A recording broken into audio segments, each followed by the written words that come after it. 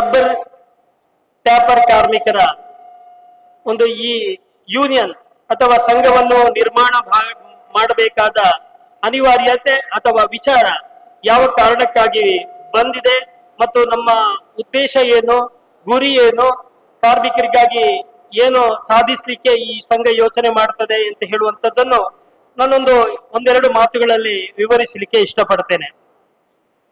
ಇವತ್ತು ಭಾರತೀಯ ಮಜ್ದೂರ್ ಸಂಘದ ವಿಚಾರಧಾರೆಯನ್ನು ನಮ್ಮ ಭರತ್ ಕುಮಾರ್ ಅವರು ಸಂಘದ ಪ್ರಚಾರ ಪ್ರಮುಖರಾಗಿರುವಂತಹ ಮಂಗಳೂರಿನ ಪ್ರಚಾರ ಪ್ರಮುಖರಾಗಿರುವಂತಹ ಭರತ್ ಕುಮಾರ್ ಅವರು ಉತ್ತಮವಾಗಿ ನೀಡಿದ್ದಾರೆ.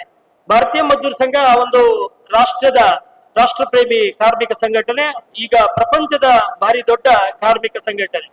ಇದರಲ್ಲಿ ಒಂದು 6,000 ಕಾರ್ಮಿಕ ಸಂಘಟನೆಗಳಿಗೆ ಮಾತೃ ಸಂಘಟನೆಯಾಗಿ ಭಾರತೀಯ ಮಜ್ದೂರ್ ಸಂಘ ಕೆಲಸ ಮಾಡ್ತದೆ.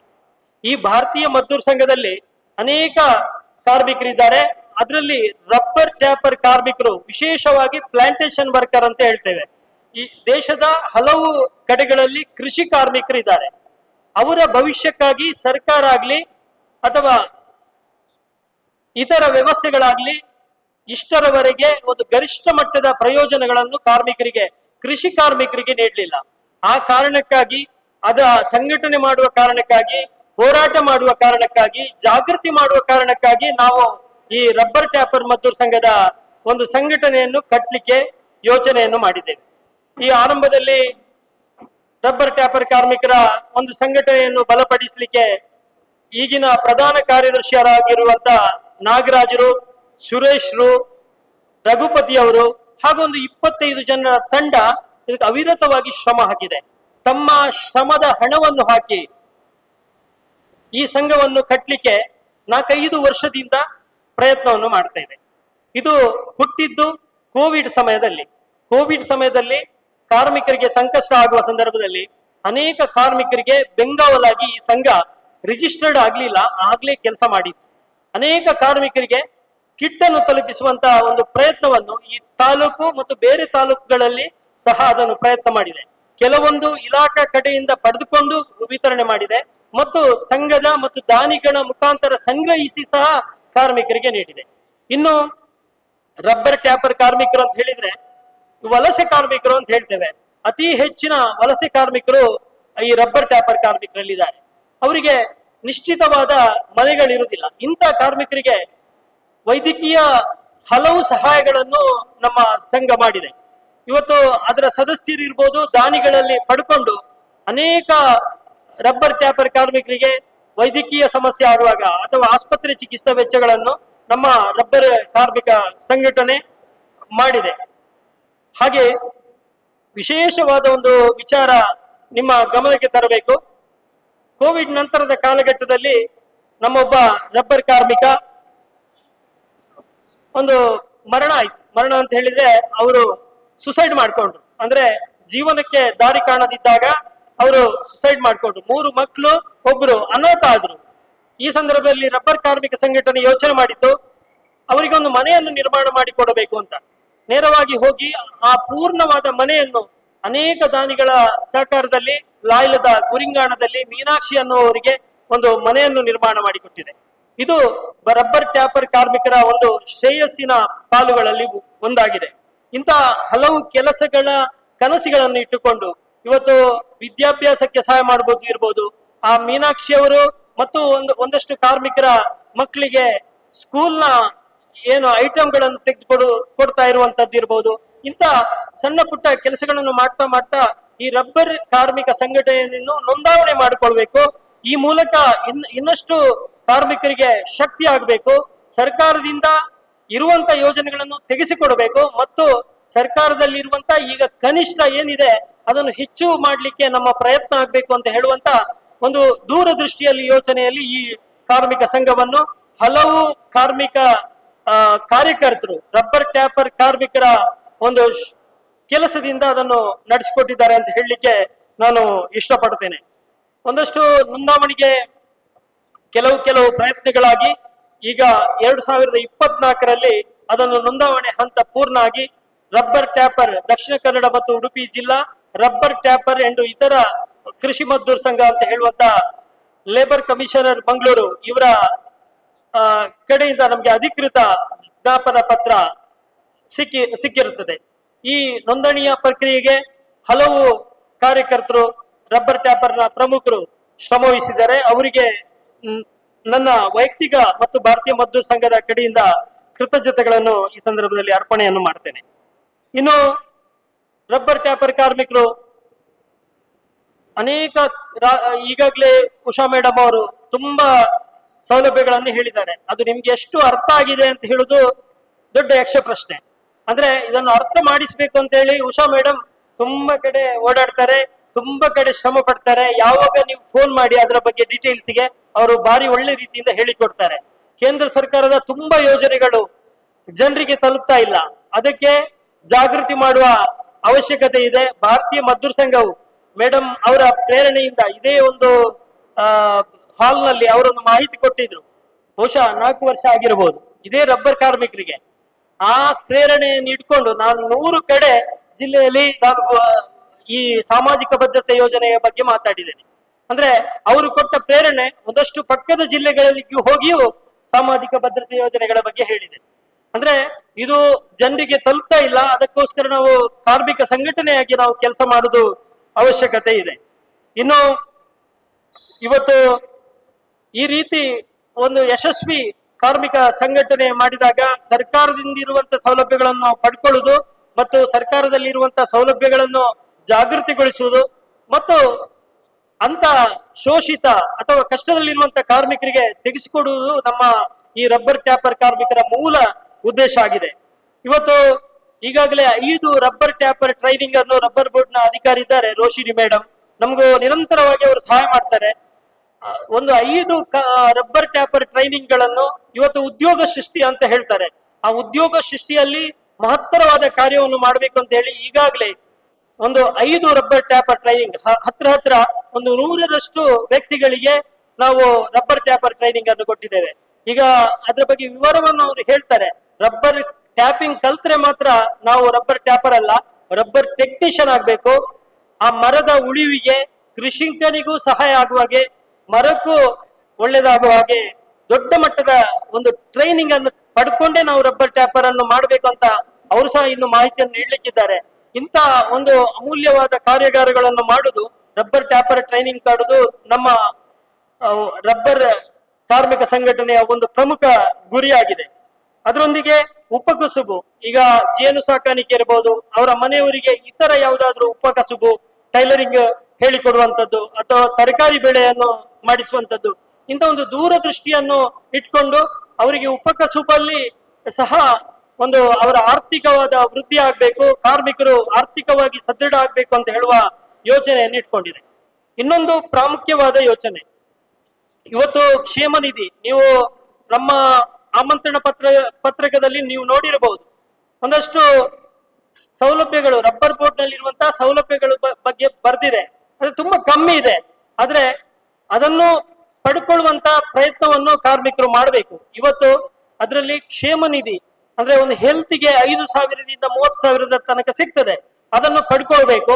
ನಂತರ ಈ ಯೂನಿಯನ್ ಕಡೆಯಿಂದನೇ ಒಂದು ಕ್ಷೇಮ ನಿಧಿ ಮಾಡಬೇಕು. ಯಾವುದಾದ್ರೂ ಕಾರ್ಮಿಕರಿಗೆ ಆಘಾತ ಆದಾಗ ಅವರಿಗೆ ಒಂದು ಸಣ್ಣ ಮಟ್ಟದ ಸಹಾಯವನ್ನು ಸಂಘದ ಕಡೆ ಮಾಡಬೇಕು ಅಂತ ಹೇಳುವಂತ ದೂರದೃಷ್ಟಿ ನಮ್ಮಲ್ಲಿದೆ.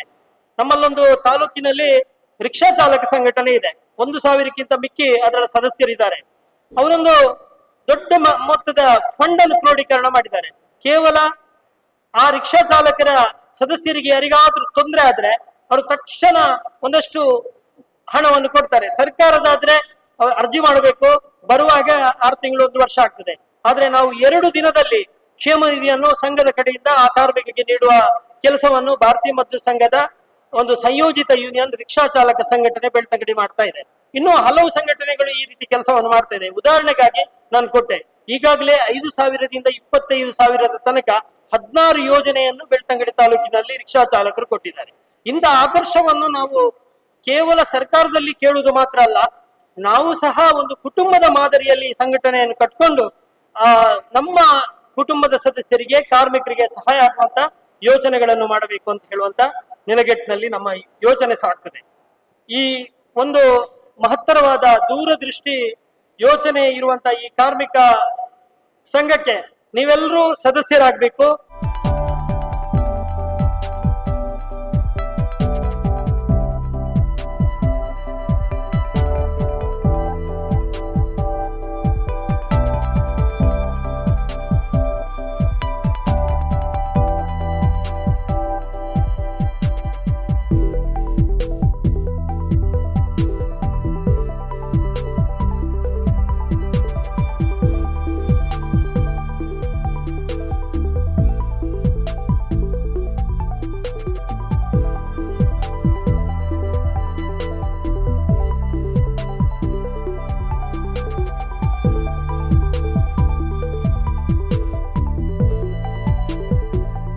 ಅಯೋಗ್ಯನಾದವನು ಯಾರೂ ಇಲ್ಲ, ಯೋಜನೆಯನ್ನ ಮಾಡುವಂತ ಯೋಜಕರು ಮಾತ್ರ ವಿರಳ ಅಂತ ಹೇಳುವಂಥದ್ದನ್ನ ಒಂದು ಶ್ಲೋಕದಲ್ಲಿ ನಾವು ಕೇಳ್ತೀವಿ.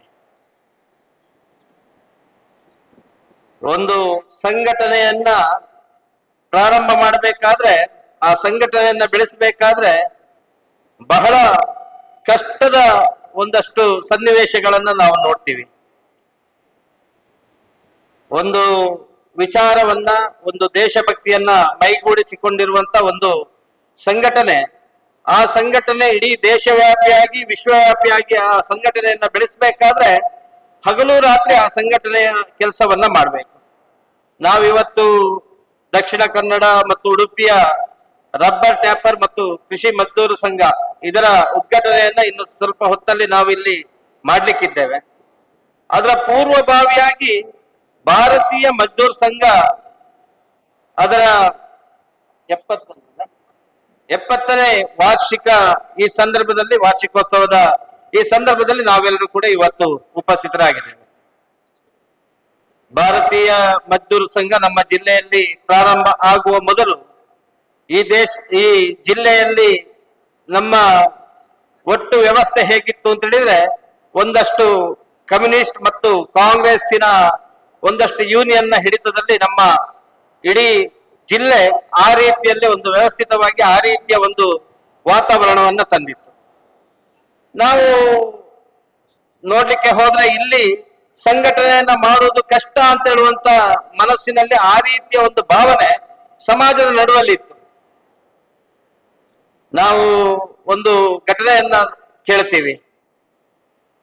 ಮಂಗಳೂರಿನ ಒಬ್ಬ ಲೋಕನಾಥ ಶೆಟ್ಟಿ ಅಂತ ಹೇಳುವ ಆತ ಯಾವ ಕಮ್ಯುನಿಸ್ಟಿನ ಒಂದು ಹಿಡಿತದಲ್ಲಿದ್ದಂತ ಆ ಏನು ಸಂಘಟನೆಗಳಿತ್ತೋ ಆ ಸಂದರ್ಭದಲ್ಲಿ ಅದರ ವಿರುದ್ಧವಾಗಿ ಕೆಲಸ ಮಾಡ್ತಾನೆ ಅಂತ ಹೇಳುವ ಕಾರಣಕ್ಕೋಸ್ಕರ ಮೊದಲಿಗೆ ಆ ವ್ಯಕ್ತಿಯ ಹತ್ಯೆಯನ್ನ ಮಾಡ್ತಾರೆ. ಅದಾದ ನಂತರ ಸಂಘಟನೆಯ ಕೆಲಸ ಮಾಡ್ಬೇಕಾದ್ರೆ ಸ್ವಲ್ಪ ಎಲ್ಲರಿಗೂ ಕೂಡ ಭಯ. ಆದ್ರೆ ಮೊದಲಿಗೆ ಮಂಗಳೂರಿನ ಉರುವದ ಏನು ಮಾರಿಗುಡಿ ಮಾರಿಯಮ್ಮನ ಆ ಜಾಗೆ ಇದೆ, ಆ ಜಾಗೆಯಲ್ಲಿ ಮೊದಲಿಗೆ ದಕ್ಷಿಣ ಕನ್ನಡ ಜಿಲ್ಲೆಯ ಗೇರು ಬೀಜ ಶ್ರಮಿಕ ಸಂಘ ಅಂತ ಹೇಳುವಂತ ಒಂದು ಸಂಘಟನೆ ಮೊದಲಿಗೆ ಕಮ್ಯುನಿಸ್ಟ್ ಮತ್ತು ಕಾಂಗ್ರೆಸ್ಸಿನ ಏನು ಆ ಷಡ್ಯಂತ್ರಗಳ ಆ ಹುನ್ನಾರದ ನಡುವಲ್ಲಿ ಏನು ಆ ಸಂಘಟನೆಗಳು ಕೆಲಸ ಮಾಡ್ತಾ ಇತ್ತು, ಅದನ್ನ ಮೆಟ್ಟಿ ನಿಂತು ಮೊದಲಿಗೆ ಒಂದು ಸಂಘಟನೆ ಪ್ರಾರಂಭ ಆಗುತ್ತೆ. ಅಲ್ಲಿ ಆ ಸಂಘಟನೆಯಲ್ಲಿ ತಾಯಂದ್ರ ಸಂಖ್ಯೆ ಬಹಳ ದೊಡ್ಡ ಪ್ರಮಾಣದಲ್ಲಿತ್ತು.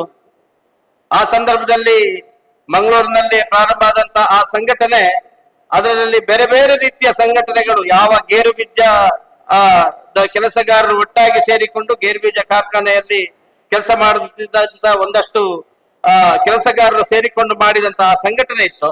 ಅದರಲ್ಲಿ ಮತ್ತೆ ಬೇರೆ ಬೇರೆ ರೀತಿಯಲ್ಲಿ ಅಲ್ಲಲ್ಲಿ ಹೋಟೆಲ್ ಕಾರ್ಮಿಕರಿರ್ಬಹುದು, ಬ್ಯಾಂಕ್ ಉದ್ಯೋಗಿಗಳಿರ್ಬಹುದು, ಈ ರೀತಿಯಲ್ಲಿ ಸಂಘಟನೆಗಳನ್ನ ಬೇರೆ ಬೇರೆ ಕಡೆಗಳಲ್ಲಿ ಒಂದೊಂದಷ್ಟು ವ್ಯಕ್ತಿಗಳು ಸೇರಿಕೊಂಡು ಯೋಚನೆ ಮಾಡ್ತಾರೆ.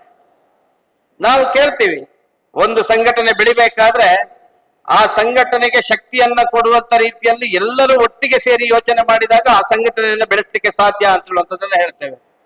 ಒಂದು ಗುರು ಶಿಷ್ಯರ ಒಂದು ಕತೆ ನಮಗೆ ನೆನಪಾಗುತ್ತೆ. ಗುರು ಶಿಷ್ಯರು ಅವರು ಒಬ್ರೊಬ್ರು ವಾದವನ್ನ ಮಾಡ್ತಾರೆ. ನಾನು ಮೇಲೆ ತಿಳ್ಕೊಂಡು ವಾದ ಮಾಡ್ತಾರೆ. ಆಗ ಆ ವಾದಕ್ಕೆ ಇನ್ನು ಸ್ವಲ್ಪ ಪರಿಹಾರ ಸಿಗಬೇಕಾದ್ರೆ ಗುರುವಿನ ಹತ್ರವೇ ಆ 3 ಜನ ಕೂಡ ಗುರುವಿನ ಹತ್ರ ಹೋಗ್ತಾರೆ. ಗುರುವಿನ ಹತ್ರ ಹೋಗಿ ಗುರುವಿನ ಹತ್ರ ಕೇಳ್ತಾರೆ, ನಮ್ಮಲ್ಲಿ ಯಾರು ಶ್ರೇಷ್ಠ ಅಂತ ಹೇಳುವಂತದ್ದನ್ನ ನೀವು ನಮಗೆ ತೋರಿಸಿಕೊಡ್ಬೇಕು ಅಂತ ಹೇಳುವಂತದ್ದನ್ನ ಹೇಳ್ತಾರೆ. ಆಗ ಆ ಗುರು ಆಯ್ತು ಬನ್ನಿ ನೀವು ಯಾರು ಶ್ರೇಷ್ಠ ಅಂತ ಹೇಳುವಂತದ್ದನ್ನ ನಾನು ತೋರಿಸಿಕೊಡ್ತೇನೆ ಅಂತ ಹೇಳಿಕೊಂಡು ಗುರು ಅವರನ್ನ ಕರೀತಾರೆ. ಕರೆದಾಗ ಗುರುವಿನ ಹತ್ರ ಹೋದ್ರು. ಗುರುವಿನ ಹತ್ರ ಹೋದಾಗ ಗುರು ಎಲ್ಲರ ಕೈಯಲ್ಲಿ ಕೂಡ ಒಂದೊಂದು ಕಟ್ಟಿಗೆಯ ತುಂಡನ್ನ ಕೊಟ್ರು. ಆ ಕಟ್ಟಿಗೆಯನ್ನ ತುಂಡು ಮಾಡಿ ಅಂತ ಹೇಳುವಂತದ್ದನ್ನ ಗುರು ಆ ಶಿಷ್ಯರಿಗೆ ಹೇಳ್ತಾರೆ. ಇದು ಒಂದು ಅವರ ಶಕ್ತಿಯ ಪ್ರದರ್ಶನ. ಅದಕ್ಕೋಸ್ಕರ ಕಟ್ಟಿಗೆಯನ್ನ ತುಂಡು ಮಾಡಬೇಕು ಅಂತೇಳಿ ಗುರುಗಳು ಹೇಳಿದಾಗ ಎಲ್ಲರೂ ಕೂಡ ಗುರುಗಳು ಏನು ಅವರ ಕೈಗೆ ಕಟ್ಟಿಗೆಯನ್ನ ಕೊಟ್ಟಿದ್ರು ಆ ಕಟ್ಟಿಗೆಯನ್ನ ತುಂಡು ಮಾಡಿ ಬಿಸಾಡ್ತಾರೆ. ಆಗ ಗುರು ಹೇಳ್ತಾರೆ, ಆಯ್ತು ಆ ಕಟ್ಟಿಗೆಯನ್ನ ತುಂಡು ಮಾಡಿ ಆಯ್ತು, ಇನ್ನು ಒಂದು ಕಟ್ಟಿಗೆಯ ಒಂದಷ್ಟು ಕಟ್ಟ ಏನಿದೆ, ಒಂದು 8-10 ಕಟ್ಟಿಗೆಯನ್ನ ಸಾಮೂಹಿಕವಾಗಿ ಒಂದು ಕಟ್ಟಿಕೊಂಡು ಈ ಕಟ್ಟಿಗೆಯನ್ನ ನೀವೀಗ ತುಂಡು ಮಾಡಬೇಕು ಅಂತ ಹೇಳ್ತಾರೆ. 3 ಜನ ಎಷ್ಟೇ ಪ್ರಯತ್ನ ಪಟ್ಟರು ಕೂಡ ಆ ಕಟ್ಟಿಗೆಯನ್ನ ತುಂಡು ಮಾಡ್ಲಿಕ್ಕೆ ಸಾಧ್ಯವೇ ಆಗ್ಲಿಲ್ಲ. ಹಾಗಾಗ್ಲಿಕ್ಕೆ ಹೋಗಿ ಆ ಸಂದರ್ಭದಲ್ಲಿ ಗುರುಗಳು ಹೇಳ್ತಾರೆ, ನೀವು ಒಬ್ಬೊಬ್ಬರಾಗಿ ನಿಂತಾಗ ಒಬ್ಬೊಬ್ಬರಾಗಿ ಆ ಕಟ್ಟಿಗೆಯನ್ನ ನೀವು ಒಬ್ಬೊಬ್ಬರು ಒಂದು ಕಟ್ಟಿಗೆಯನ್ನ ತುಂಡು ಮಾಡ್ಲಿಕ್ಕೆ ಸಾಧ್ಯ ಆಯ್ತು. ಆದ್ರೆ ಕಟ್ಟಿಗೆಯ ಏನು ಆ ಒಂದಷ್ಟು 8-10 ಕಟ್ಟಿಗೆಯ ಒಂದು ಕಟ್ಟ ಏನಿದೆ ಅದನ್ನ ನಿಮಗೆ 3 ಜನಕ್ಕೂ ಕೂಡ ತುಂಡು ಮಾಡ್ಲಿಕ್ಕೆ ಸಾಧ್ಯ ಆಗ್ಲಿಲ್ಲ. ಅಂದ್ರೆ ನೀವು ಒಬ್ಬರೇ ನಿಂತಾಗ ನಿಮ್ಮ ವಿರೋಧಿಗಳ ನಿಮ್ಮನ್ನ ಮುಗಿಸುವಂತ ಕೆಲಸವನ್ನ ಮಾಡ್ತಾರೆ. ಆದ್ರೆ ನೀವು 3 ಜನ ಒಂದಾಗಿ ಯೋಚನೆಯನ್ನ ಮಾಡಿದ್ರೆ ನಿಮ್ಮನ್ನ ಮೀರಿಸ್ಲಿಕ್ಕೆ ಯಾರಿಂದಲೂ ಸಾಧ್ಯ ಇಲ್ಲ ಅಂತ ಹೇಳುವಂತದ್ದನ್ನ ಹೇಳ್ತಾರೆ. ಅಂದ್ರೆ ಆ ರೀತಿ ಒಂದು ಸಂಘಟನೆಯನ್ನ ಪ್ರಾರಂಭ ಮಾಡಿದಾಗ ಆ ಸಂಘಟನೆ ಪ್ರತ್ಯೇಕವಾಗಿ ಯೋಚನೆ ಮಾಡಿದ್ರೆ ಆ ಸಂಘಟನೆಗೆ ಶಕ್ತಿ ಇಲ್ಲ. ಆದ್ರೆ ಆ ಸಂಘಟನೆ ಬೆಳಿಬೇಕಾದ್ರೆ ಎಲ್ಲರೂ ಕೂಡ ಒಂದು ಶಕ್ತಿಯುತವಾದಂತ ಸಂಘಟನೆಯಾಗಿ ಬೆಳೆಸಬೇಕು ಅಂತ ಹೇಳುವಂತದ್ದನ್ನ ಯೋಚನೆ ಮಾಡಿದಾಗ ಖಂಡಿತ ಆ ಕೆಲಸವನ್ನ ಮಾಡ್ಲಿಕ್ಕೆ ಸಾಧ್ಯ ಇದೆ. ಅದಕ್ಕೋಸ್ಕರ ಆ ಸಂದರ್ಭದಲ್ಲಿ ಯೋಚನೆ ಮಾಡಿದ ರೀತಿಯಲ್ಲೇ ಅಲ್ಲಿ ಆಗಾಗ ಮೀಟಿಂಗ್ ಸೇರುವಂತದ್ದು, ಈ ರೀತಿಯಲ್ಲಿ ಸೇರ್ತಾ ಪ್ರತಿ ಒಂದೊಂದು ಯೂನಿಯನ್ ಅನ್ನ ಅಲ್ಲಲ್ಲಿ ಪ್ರಾರಂಭ ಮಾಡಿದ್ರು. ಆ ಸಂದರ್ಭದಲ್ಲಿ ಸಂಘದ ಪ್ರಚಾರಕರಾಗಿದ್ದಂತ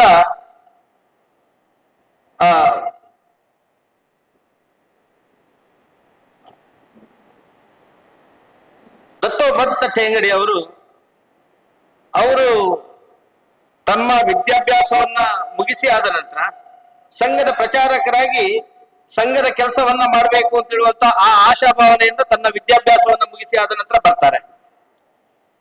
ಗುರೂಜಿ ಅವರ ಸಂಪರ್ಕ ಇತ್ತು ಅವರಿಗೆ, ಸಂಘದ 2ನೇ ಸರಸಂಘ ಚಾಲಕರು. ನಾವು ಅಲ್ಲಿ ಆ ಪಕ್ಕದಲ್ಲಿ ಅವರ ಫೋಟೋ ಇದೆ, ಡಾಕ್ಟರ್ ಜಿ ಮತ್ತು ಗುರೂಜಿ ಅವರ ಫೋಟೋ ಇದೆ. ಆ ಭಾವಚಿತ್ರದಲ್ಲಿ ಅವರನ್ನು ನೋಡ್ಬೋದು, ದಾಡಿ ಇಟ್ಟಂತ 2ನೇ ಸರಸಂಘ ಚಾಲಕರು. ಅವರ ಒಂದಷ್ಟು ಒಡನಾಟ ದತ್ತೋಪಂತ ಠೇಂಗಡಿ ಅವರಿಗೆ ಇತ್ತು. ದತ್ತೋಪಂತ ಠೇಂಗಡಿ ಅವರ ಹತ್ರ ಗುರೂಜಿ ಅವರು ಹೇಳ್ತಾರೆ, ನೀನು ಕೇರಳಕ್ಕೆ ಪ್ರಚಾರಕನಾಗಿ ನೀನು ಹೋಗ್ಬೇಕು, ಕೇರಳದಲ್ಲಿ ನಿನ್ನ ಪ್ರಚಾರಕನ ಕೆಲಸವನ್ನ ಮಾಡ್ಬೇಕು, ಅದಕ್ಕೋಸ್ಕರ ದೇಶಭಕ್ತರನ್ನ ನಿರ್ಮಾಣ ಮಾಡುವಂತ ಕೆಲಸ ನೀನು ಮಾಡ್ಬೇಕು ಅಂತ ಹೇಳುವಂತದ್ದನ್ನ ಗುರೂಜಿ ಅವರು ಅವರಿಗೆ ಹೇಳ್ತಾ ಕೇರಳಕ್ಕೆ ಕಳಿಸ್ತಾರೆ. ನಮ್ಮ ಪಕ್ಕದ ರಾಜ್ಯ ಕೇರಳಕ್ಕೆ ಹೋದ ಸಂದರ್ಭದಲ್ಲಿ ಆ ಸಂದರ್ಭದಲ್ಲಿ ಯಾವ ರೀತಿ ಕೇರಳದ ಪರಿಸ್ಥಿತಿ ಇತ್ತು ಅಂತ ಹೇಳಿದ್ರೆ ಅಲ್ಲಿ ಕಮ್ಯುನಿಸ್ಟ್ ಮತ್ತು ಕಾಂಗ್ರೆಸ್ ಅನ್ನ ಹೊರತುಪಡಿಸಿ ಬೇರೆ ಯಾವುದೇ ಸಂಘಟನೆ ಬೆಳಿಲಿಕ್ಕೆ ಸಾಧ್ಯ ಇಲ್ಲ. ಆ ರೀತಿಯ ಒಂದು ಮಾನಸಿಕತೆಯನ್ನ ಇದ್ದಂತ ಆ ಕೇರಳ ರಾಜ್ಯಕ್ಕೆ ಇವರು ಪ್ರಚಾರಕರಾಗಿ ಹೋಗ್ತಾರೆ. ಆಗ ಇವರ ಒಂದು ಸ್ನೇಹಕ್ಕೆ ಒಬ್ರು ವಕೀಲರು ಇವರಿಗೆ ಸಿಗ್ತಾರೆ. ಆ ವಕೀಲರ ಹತ್ರ ಮಾತಾಡ್ತಾ ವಕೀಲರ ಹತ್ರ ಮಾತಾಡ್ಬೇಕಾದ್ರೆ ವಕೀಲರು ಹೇಳ್ತಾರೆ, ನೀನು ಇಲ್ಲಿಗೆ ಇದು ಹುಚ್ಚು ಸಾಧನದಿಂದ ಇಲ್ಲಿ ನಿನಗೆ ಏನು ಮಾಡ್ಲಿಕ್ಕೆ ಸಾಧ್ಯ ಇಲ್ಲ, ಅದಕ್ಕೋಸ್ಕರ ನೀನು ವಾಪಸ್ ಹೋಗುದು ಒಳ್ಳೇದು ಅಂತ ಹೇಳಿಕೊಂಡು ಆ ದತ್ತೋಪಂತ ಠೇಂಗಡಿ ಅವರ ಹತ್ರ ಆ ವಕೀಲರು ಹೇಳ್ತಾರೆ. ಆದ್ರೆ ದತ್ತೋಪಂತ ಠೇಂಗಡಿ ಅವರ ಮನಸ್ಸಿನಲ್ಲಿ ದೃಢವಾದಂತ ಒಂದು ಅಚಲವಾದಂತ ಒಂದು ನಂಬಿಕೆ ಇತ್ತು. ಈ ಒಂದು ಸಂಘಟನೆಯನ್ನ ರಾಷ್ಟ್ರಭಕ್ತರನ್ನ ನಿರ್ಮಾಣ ಮಾಡುವುದಕ್ಕೋಸ್ಕರ ರಾಷ್ಟ್ರಭಕ್ತ ಸಂಘಟನೆಯಾಗಿ ಇದನ್ನ ಮುಂದೆ ತಗೊಂಡು ಹೋಗ್ಬೇಕು ಅಂತ ಹೇಳುವಂತದ್ದನ್ನ ಯೋಚನೆ ಮಾಡಿಕೊಂಡು ಅವರು ತಮ್ಮ ಕೆಲಸವನ್ನ ಮುಂದುವರಿಸಿಕೊಂಡು ಹೋಗ್ತಾರೆ. ಯಾವ ರೀತಿಯಲ್ಲಿ ಗುರೂಜಿ ಅವರ ಅಪೇಕ್ಷೆ ಇತ್ತು ಆ ರೀತಿಯಲ್ಲಿ ಅವರು ಕೆಲಸವನ್ನ ಮುಂದೆ ತಗೊಂಡು ಹೋಗ್ತಾರೆ. ಇದೇ ರೀತಿ ಕೆಲಸವನ್ನ ಒಂದು ಆ ರಾಷ್ಟ್ರಭಕ್ತರ ನಿರ್ಮಾಣವನ್ನ ಮಾಡ್ತಾ ಎಲ್ಲರಲ್ಲೂ ಕೂಡ ಗುಣಗಳ ವಿಕಾಸವನ್ನ ಮಾಡ್ತಾ ನಾವು ವ್ಯಕ್ತಿ ನಿರ್ಮಾಣದಿಂದ ರಾಷ್ಟ್ರ ನಿರ್ಮಾಣ ಅಂತ ಹೇಳುವಂತದ್ದನ್ನ ಕೇಳ್ತೀವಿ. ವ್ಯಕ್ತಿಗಳು ನಿರ್ಮಾಣ ಆದ್ರೆ ಆ ವ್ಯಕ್ತಿಗಳ ಮೂಲಕ ರಾಷ್ಟ್ರ ನಿರ್ಮಾಣವನ್ನ ಮಾಡಬಹುದು. ಆ ರೀತಿಯಲ್ಲಿ ವ್ಯಕ್ತಿ ನಿರ್ಮಾಣದಿಂದ ರಾಷ್ಟ್ರ ನಿರ್ಮಾಣ ಅಂತ ಹೇಳುವಂತ ಆ ದೃಢ ನಂಬಿಕೆ ಏನಿತ್ತು, ಆ ದೃಢ ನಂಬಿಕೆಯ ಆಧಾರದ ಮೇಲೆ ದತ್ತೋಪಂತ ಠೇಂಗಡಿ ಅವರು ಕೆಲಸವನ್ನ ಮುಂದುವರಿಸಿಕೊಂಡು ಹೋಗ್ತಾರೆ. ಅದಾದ ನಂತರ ಅವರನ್ನ ಕೋಲ್ಕತ್ತಾಕ್ಕೆ ಪ್ರಚಾರಕರಾಗಿ ಕಳಿಸ್ತಾರೆ, ಇನ್ನು ಅಸ್ಸಾಮಿಗೆ ಪ್ರಚಾರಕರಾಗಿ ಕಳಿಸ್ತಾರೆ. ಈ ರೀತಿ ಕಳಿಸ್ತಾ ಅವರಲ್ಲಿರುವಂತ ಒಂದಷ್ಟು ಏನು ಒಬ್ಬ ವ್ಯಕ್ತಿಯನ್ನ ನಾವು ನೋಡ್ಲಿಕ್ಕೆ ಹೋದ್ರೆ ವ್ಯಕ್ತಿಯಲ್ಲಿ ಯಾವುದ್ರಲ್ಲಿ ಆಸಕ್ತಿ ಇದೆ, ವ್ಯಕ್ತಿಯ ಗುಣ ಏನು ಅಂತ ಹೇಳುವಂಥದ್ದು ಗೊತ್ತಾಗುತ್ತೆ. ಆ ರೀತಿ ನೋಡ್ತಾ ಇರ್ಬೇಕಾದ್ರೆ ದತ್ತೋಪಂತ ಠೇಂಗಡಿ ಅವರ ಗುಣ ಸ್ವಭಾವ ಎಲ್ಲವೂ ಕೂಡ ಸಾಮಾನ್ಯ ಕಾರ್ಮಿಕ ವರ್ಗದವರ ನಡುವೆ ಕೆಲಸ ಮಾಡುವಂತ ಆ ಮನೋಭಾವ ಅವರಲ್ಲಿ ತುಂಬಿ ತುಳುಕ್ತಾ ಇತ್ತು. ಸಾಮಾನ್ಯರಲ್ಲಿ ಯಾವ ರೀತಿಯಲ್ಲಿ ಸ್ವಾತಂತ್ರ್ಯದ ಪೂರ್ವದಲ್ಲಿ ನಾವು ಸ್ವಾತಂತ್ರ್ಯ ಹೋರಾಟಗಾರರ ಕಥೆಯನ್ನ ಕೇಳ್ತಾ ಅಂಬೇಡ್ಕರ್ ಅವರು ಯಾವ ರೀತಿಯಲ್ಲಿ ಅಸ್ಪೃಶ್ಯತೆ ನಿವಾರಣೆಗೋಸ್ಕರ ಕೆಲಸವನ್ನ ಮಾಡಿದ್ರು ಆ ಘಟನೆಗಳನ್ನ ನಾವು ಕೇಳ್ತೀವಿ. ಅಂತ ಡಾಕ್ಟರ್ ಅಂಬೇಡ್ಕರ್ ಅವರು ಕೂಡ ದತ್ತೋಪಂತ ಠೇಂಗಡಿ ಅವರನ್ನ ತನ್ನ ವಯಸ್ಸಿನಿಂದ 31 ವರ್ಷ ಕೆಳಗಿನ ಅಂದ್ರೆ ಸಣ್ಣ ವಯಸ್ಸಿನವರಾದ್ರೂ ಕೂಡ ಆ ಸಣ್ಣ ವಯಸ್ಸಿನ ಆ ದತ್ತೋಪಂತ ಠೇಂಗಡಿ ಅವರನ್ನ ತನ್ನ ಸಹವರ್ತಿಯಾಗಿ ಅವರು ಒಟ್ಟಿಗೆ ಇಟ್ಕೊಳ್ತಾರೆ. ಅಂದ್ರೆ ಅಷ್ಟು ಆತ್ಮೀಯತೆ ಅವರಲ್ಲಿರುತ್ತೆ. ಯಾವುದೋ ಸಂದರ್ಭದಲ್ಲಿ ಒಟ್ಟಾಗಿ ಚರ್ಚೆ ಮಾಡ್ಬೇಕಾದ್ರೆ ಆಗ ದತ್ತೋಪಂತ ಠೇಂಗಡಿ ಅವರನ್ನ ಒಟ್ಟಿಗೆ ಇಟ್ಕೊಂಡು ದತ್ತೋಪಂತ ಠೇಂಗಡಿ ಅವರ ಒಂದಷ್ಟು ಸಲಹೆಯನ್ನ ತಗೊಳ್ಳುವಂಥದ್ದು, ಈ ರೀತಿ ಸಾಮಾನ್ಯವಾಗಿ ನಡೆಯುವಂಥದ್ದು ಅಂಬೇಡ್ಕರ್ ಅವರ ಕಾಲದಲ್ಲೇ ಆ ರೀತಿಯ ಒಂದು ವ್ಯಕ್ತಿತ್ವ ಇವರದ್ದಾಗಿತ್ತು. ಅದಾದ ನಂತರ ಆ ಪ್ರಚಾರಕನಾಗಿ ಯಾವ ಕೆಲಸವನ್ನ ಅವರು ಮಾಡಬೇಕು ಅಂತ ಹೇಳುವಂಥದ್ದು ಪರಮ ಪೂಜನೀಯ 2ನೇ ಸರಸಂಘ ಚಾಲಕರಾಗಿದ್ದಂತ ಗುರೂಜಿ ಅವರ ಮನಸ್ಸಲ್ಲಿತ್ತು. ಆ ರೀತಿಯಲ್ಲಿ ದತ್ತೋಪಂತ ಠೇಂಗಡಿ ಅವರು ಕಾರ್ಮಿಕ ಸಂಘಟನೆಯನ್ನ ಪ್ರಾರಂಭ ಮಾಡಬೇಕಾದ್ರೆ ಒಂದಷ್ಟು ಅಧ್ಯಯನವನ್ನ ಮಾಡಬೇಕು. ಆ ಅಧ್ಯಯನವನ್ನ ಮಾಡುವುದಕ್ಕೋಸ್ಕರ ಇವರನ್ನ ಬೇರೆ ಬೇರೆ ಭಾರತದಲ್ಲಿದ್ದಂತ ಬೇರೆ ಬೇರೆ ಒಂದು ಸಂಘಟನೆಗಳಿಗೆ ಮೊದಲಿಗೆ ಜೋಡಿಸಿಕೊಳ್ಳುವಂತ ಪ್ರಯತ್ನವನ್ನ ಮಾಡ್ತಾರೆ. ಇಲ್ಲಿದ್ದಂಥದ್ದು ಒಂದು ಕಮ್ಯುನಿಸ್ಟ್ ಪಕ್ಷದ ಬ್ಯಾಂಕ್ ಯೂನಿಯನ್, ಅದರ ಅಂದ್ರೆ ಮೊದಲಿಗೆ ಅವರು ಇಂಟ್ಯಾಕ್ಗೆ ಸೇರಿಕೊಳ್ತಾರೆ. ಇಂಟೆಕ್ ಅಲ್ಲಿ ಸೇರಿಕೊಂಡು ತುಂಬಾ ವರ್ಷಗಳ ಕಾಲ ಕೆಲಸವನ್ನ ಮಾಡ್ತಾರೆ. ಅದು ಇಂಟೆಕ್ ಒಂದು ರೀತಿಯಲ್ಲಿ ಕಮ್ಯುನಿಸ್ಟಿನ ಒಂದು ಸಂಘಟನೆ ಆಗಿರುತ್ತೆ. ಆದ್ರೆ ಅನುಭವವನ್ನ ಪಡೆಯುವುದಕ್ಕೋಸ್ಕರ ಇವರು ಅಲ್ಲಿ ಕೆಲಸವನ್ನ ಮಾಡ್ತಾರೆ. ಆ ರೀತಿ ಅನುಭವವನ್ನು ಪಡಿತಾ ಬಹಳ ವೇಗವಾಗಿ ಬೆಳೀತಾರೆ. ಬೆಳೆದಾದ ನಂತರ 1952ರಿಂದ 55ರವರೆಗೆ ಕಮ್ಯುನಿಸ್ಟ್ ಪಕ್ಷದ ಬ್ಯಾಂಕ್ ಯೂನಿಯನ್ ನ ಕಾರ್ಯದರ್ಶಿ ಆಗ್ತಾರೆ. ಅದಾದ ನಂತರ 54ರಿಂದ 55ರವರೆಗೆ RMS ನ ರಾಜ್ಯಾಧ್ಯಕ್ಷರಾಗ್ತಾರೆ. ಹೀಗೆ ಒಂದೊಂದೇ ಹಂತವನ್ನ ಅವರು ಮೇಲಕ್ಕೆ ಬರ್ತಾ ಅದಾದ ನಂತರ ಅವರು ತೊಡಗಿಸುವಿಕೆಯನ್ನ ನೋಡ್ತಾ ಗುರೂಜಿ ಅವರು ಯೋಚನೆ ಮಾಡ್ತಾರೆ, ಇಂದು ಸ್ವತಂತ್ರವಾಗಿ ಸಂಘಟನೆಯನ್ನ ನಾವು ಪ್ರಾರಂಭ ಮಾಡಲಿಕ್ಕೆ ಸಾಧ್ಯ ಇದೆ. ಅದಕ್ಕೋಸ್ಕರ ಸುಮಾರು ಒಂದು 35 ಜನರನ್ನ ಒಳಗೊಂಡಂತ ಒಂದು ಇಡೀ ದೇಶದಿಂದ ದೇಶದ ಬೇರೆ ಬೇರೆ ಭಾಗಗಳಿಂದ ಒಂದಷ್ಟು ಜನರನ್ನ ಬರ್ಲಿಕ್ಕೆ ಹೇಳ್ತಾರೆ. ಅವರೆಲ್ಲರನ್ನ ಸೇರಿಸಿಕೊಂಡು 1956ರ ಜುಲೈ 23ನೇ ತಾರೀಕಿಗೆ ಲೋಕಮಾನ್ಯ ಬಾಲಗಂಗಾಧರ ತಿಲಕರ ಜನ್ಮದಿನ BMS ನ ಸ್ಥಾಪನೆ ಆಗುತ್ತೆ. BMS ನ ಸ್ಥಾಪನೆ ಹಿನ್ನೆಲೆ ಇದೆಲ್ಲವೂ ಕೂಡ ನಾವು ಆಗ ಪ್ರಾರಂಭದಲ್ಲಿ ಪ್ರಸ್ತಾವನೆಯಲ್ಲಿ ಕೇಳಿದ್ವಿ. ಅದಾದ ನಂತರ ಯಾವ ರೀತಿಯಲ್ಲಿ BMS ಅನ್ನ ಮುಂದೆ ತಗೊಂಡು ಹೋಗ್ಬೇಕು ಅಂತ ಹೇಳುವಂತದ್ದು ಒಂದು ಸಂಕಲ್ಪ ಇದೆಯೋ, ರಾಷ್ಟ್ರಭಕ್ತಿಯ ಆ ಭಾವವನ್ನು ತುಂಬಿಸಿಕೊಂಡಂತ ಒಂದಷ್ಟು ಅಸಂಘಟಿತ ವಲಯ ಏನಿದೆ, ಆ ಅಸಂಘಟಿತ ವಲಯವನ್ನ ಜೊತೆಯಾಗಿ ಸೇರಿಸಿಕೊಂಡು ಆ ಅಸಂಘಟಿತ ವಲಯವನ್ನ ಸಂಘಟಿತ ವಲಯವನ್ನಾಗಿ ಮಾಡ್ತಾ ಪ್ರತಿಯೊಂದು ಕೂಲಿ ಕಾರ್ಮಿಕರಾಗಿರ್ಬೋದು, ಕಟ್ಟಡ ಕಾರ್ಮಿಕರಾಗಿರ್ಬೋದು, ಇನ್ನು ಈ ರೀತಿ ನಾವು ಬ್ಯಾಂಕ್ ಉದ್ಯೋಗಿಗಳಾಗಿರ್ಬೋದು, ಹೋಟೆಲ್ ಕಾರ್ಮಿಕರಾಗಿರ್ಬೋದು, ಇಂಜಿನಿಯರ್ಸ್ಗಳಾಗಿರ್ಬೋದು, ಈ ರೀತಿಯಲ್ಲಿ ಪ್ರತಿಯೊಬ್ಬರನ್ನ ಕೂಡ ಒಂದು ಸೂತ್ರದಡಿಗೆ ತರುವಂತ ಕೆಲಸವನ್ನ BMS ಮೊದಲಿಗೆ ಪ್ರಾರಂಭ ಮಾಡುತ್ತೆ. ನಾವಿವತ್ತು ದೇಶದ ಬೇರೆ ಬೇರೆ ಭಾಗಗಳಲ್ಲಿ BMS ನ ಬೇರೆ ಬೇರೆ ರೀತಿಯ ಶಾಖೆಗಳನ್ನ ನೋಡ್ತೀವಿ, ನಾವು ಬೇರೆ ಬೇರೆ ಹೆಸರುಗಳಲ್ಲಿ ನೋಡ್ತೀವಿ. ಆದ್ರೆ ಎಲ್ಲರದ್ದು ಕೂಡ ಮನಸ್ಸಿನಲ್ಲಿರುವಂತ ಸಂಕಲ್ಪ ಒಂದೇ, ಈ ರಾಷ್ಟ್ರದ ಉನ್ನತಿಯನ್ನ ಕಾಣಬೇಕು ಅಂತ ಹೇಳುವಂತ ಆ ಮನೋಭಾವ. ಆ ರಾಷ್ಟ್ರದ ಉನ್ನತಿಯನ್ನ ಕಾಣುವುದಕ್ಕೋಸ್ಕರವೇ ನಾವೆಲ್ಲರೂ ಕೂಡ ಸೇವಾ ಮನೋಭಾವನೆಯಿಂದ ನಾವು ಕೆಲಸವನ್ನ ಮಾಡ್ತೀವಿ. ನಾವು ಒಂದು ರೀತಿಯ ವ್ರತದ ಕೆಲಸ ನಮಗೆ. ನಾವು ಆ ವ್ರತಾಚರಣೆಯನ್ನ ಮಾಡ್ಬೇಕಾದ್ರೆ ಕೆಲವರು ಶಬರಿಮಲೆಗೆ ಹೋಗುವಂತ ಭಕ್ತಾದಿಗಳು ಸ್ವಲ್ಪ ಜನ ಇರ್ಬೋದು. ನಾವು ಆ ಶಬರಿಮಲೆಗೆ ಹೋಗ್ಬೇಕಾದ್ರೆ 48 ದಿನದ ವ್ರತವನ್ನ ಮಾಡ್ಬೇಕಾದ್ರೆ ಕಠಿಣ ವ್ರತವನ್ನ ಮಾಡ್ತೀವಿ ನಾವು. ಆ ಕಠಿಣ ವ್ರತವನ್ನ ಮಾಡ್ಬೇಕಾದ್ರೆ ಕೆಲವರು ಬೆಳಿಗ್ಗೆ ತಣ್ಣೀರಿನ ಸ್ನಾನ, ಕಾಲಿಗೆ ಚಪ್ಪಲಿಯನ್ನ ಹಾಕ್ಲಿಕ್ಕಿಲ್ಲ, ರಾತ್ರಿ ತಣ್ಣೀರಿನ ಸ್ನಾನ, 2 ಹೊತ್ತು ಶರಣವನ್ನ ಕರಿಬೇಕು.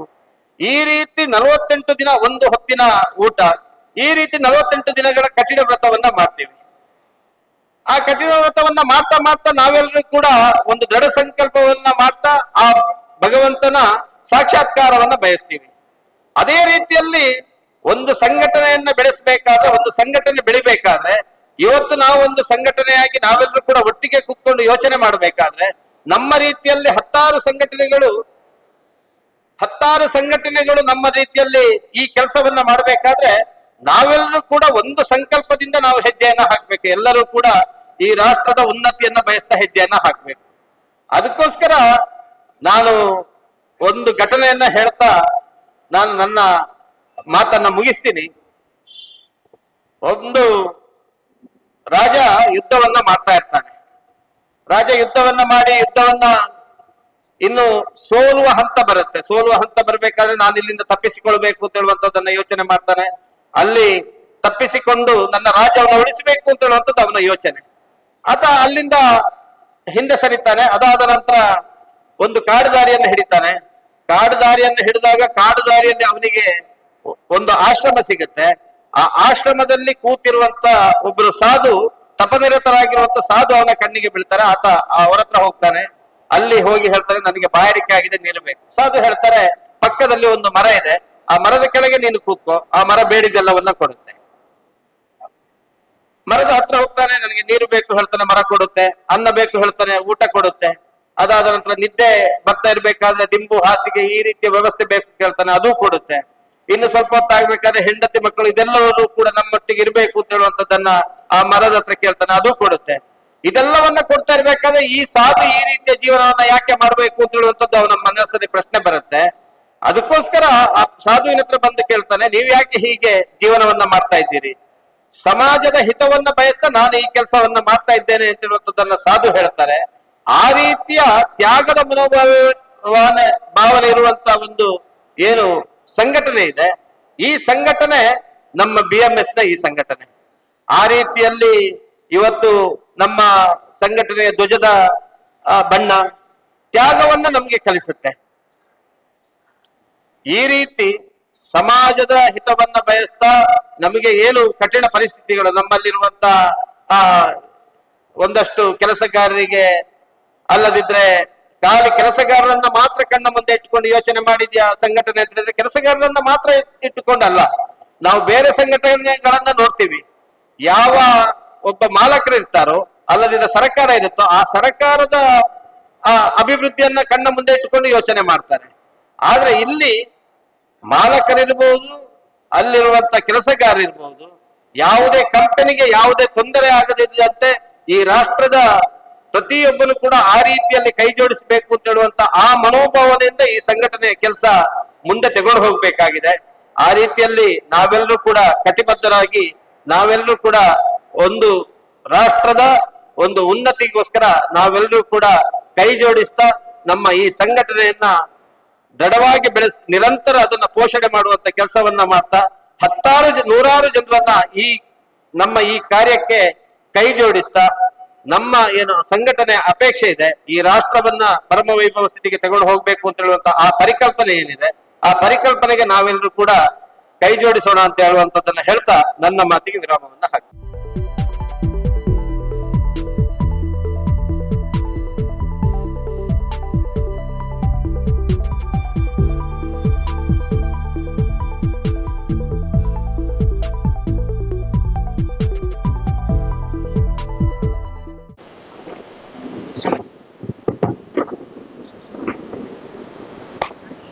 ದಕ್ಷಿಣ ಕನ್ನಡ ಮತ್ತು ಉಡುಪಿ ಜಿಲ್ಲಾ ರಬ್ಬರ್ ಟ್ಯಾಪರ್ ಮತ್ತು ಕೃಷಿ ಮಜ್ದೂರ್ ಸಂಘ ರಿಜಿಸ್ಟರ್ಡ್ ಇದರ ಉದ್ಘಾಟನೆ ಹಾಗೂ ಕಾರ್ಮಿಕರ ಸಮಾವೇಶ ಹಾಗೂ ಇದೆಲ್ಲದಕ್ಕೂ ಮೂಲವಾಗಿ BMS ಇದರ ಸ್ಥಾಪನಾ ದಿನಾಚರಣೆಯ ಈ ಒಂದು ಸಮಾರಂಭದ ಅಧ್ಯಕ್ಷತೆಯನ್ನು ವಹಿಸಿದ ಜಿಲ್ಲಾ ಯೂನಿಯನ್ನ ಅಧ್ಯಕ್ಷರು ವಕೀಲರು ಆದಂತಹ ಅನಿಲ್ ಕುಮಾರ್ ರವರೇ, ವೇದಿಕೆ ಮೇಲೆ ಉಪಸ್ಥಿತರಿದ್ದು ಇವತ್ತಿನ BMS ಸ್ಥಾಪನಾ ದಿನಾಚರಣೆಯ ಬಗ್ಗೆ ನಮಗೆ ಮಾಹಿತಿಯನ್ನು ನೀಡಿದಂತಹ ಮಂಗಳೂರು ಜಿಲ್ಲೆಯ ಭರತ್ ರಾಜ್ ಅವರೇ, ವೇದಿಕೆ ಮೇಲೆ ಉಪಸ್ಥಿತರಿರುವಂತಹ ಬೆಳ್ತಂಗಡಿ ತಾಲೂಕು ರಬ್ಬರ್ ಬೆಳೆಗಾರರ ಮಾರಾಟ ಮತ್ತು ಸಂಸ್ಕರಣಾ ಸಹಕಾರಿ ಸಂಘದ ಉಪಾಧ್ಯಕ್ಷರು ಆತ್ಮೀಯರು ಆದಂತಹ ಅನಂತ ಭಟ್ ಅವರೇ, ರಬ್ಬರ್ ಬೋರ್ಡ್ನ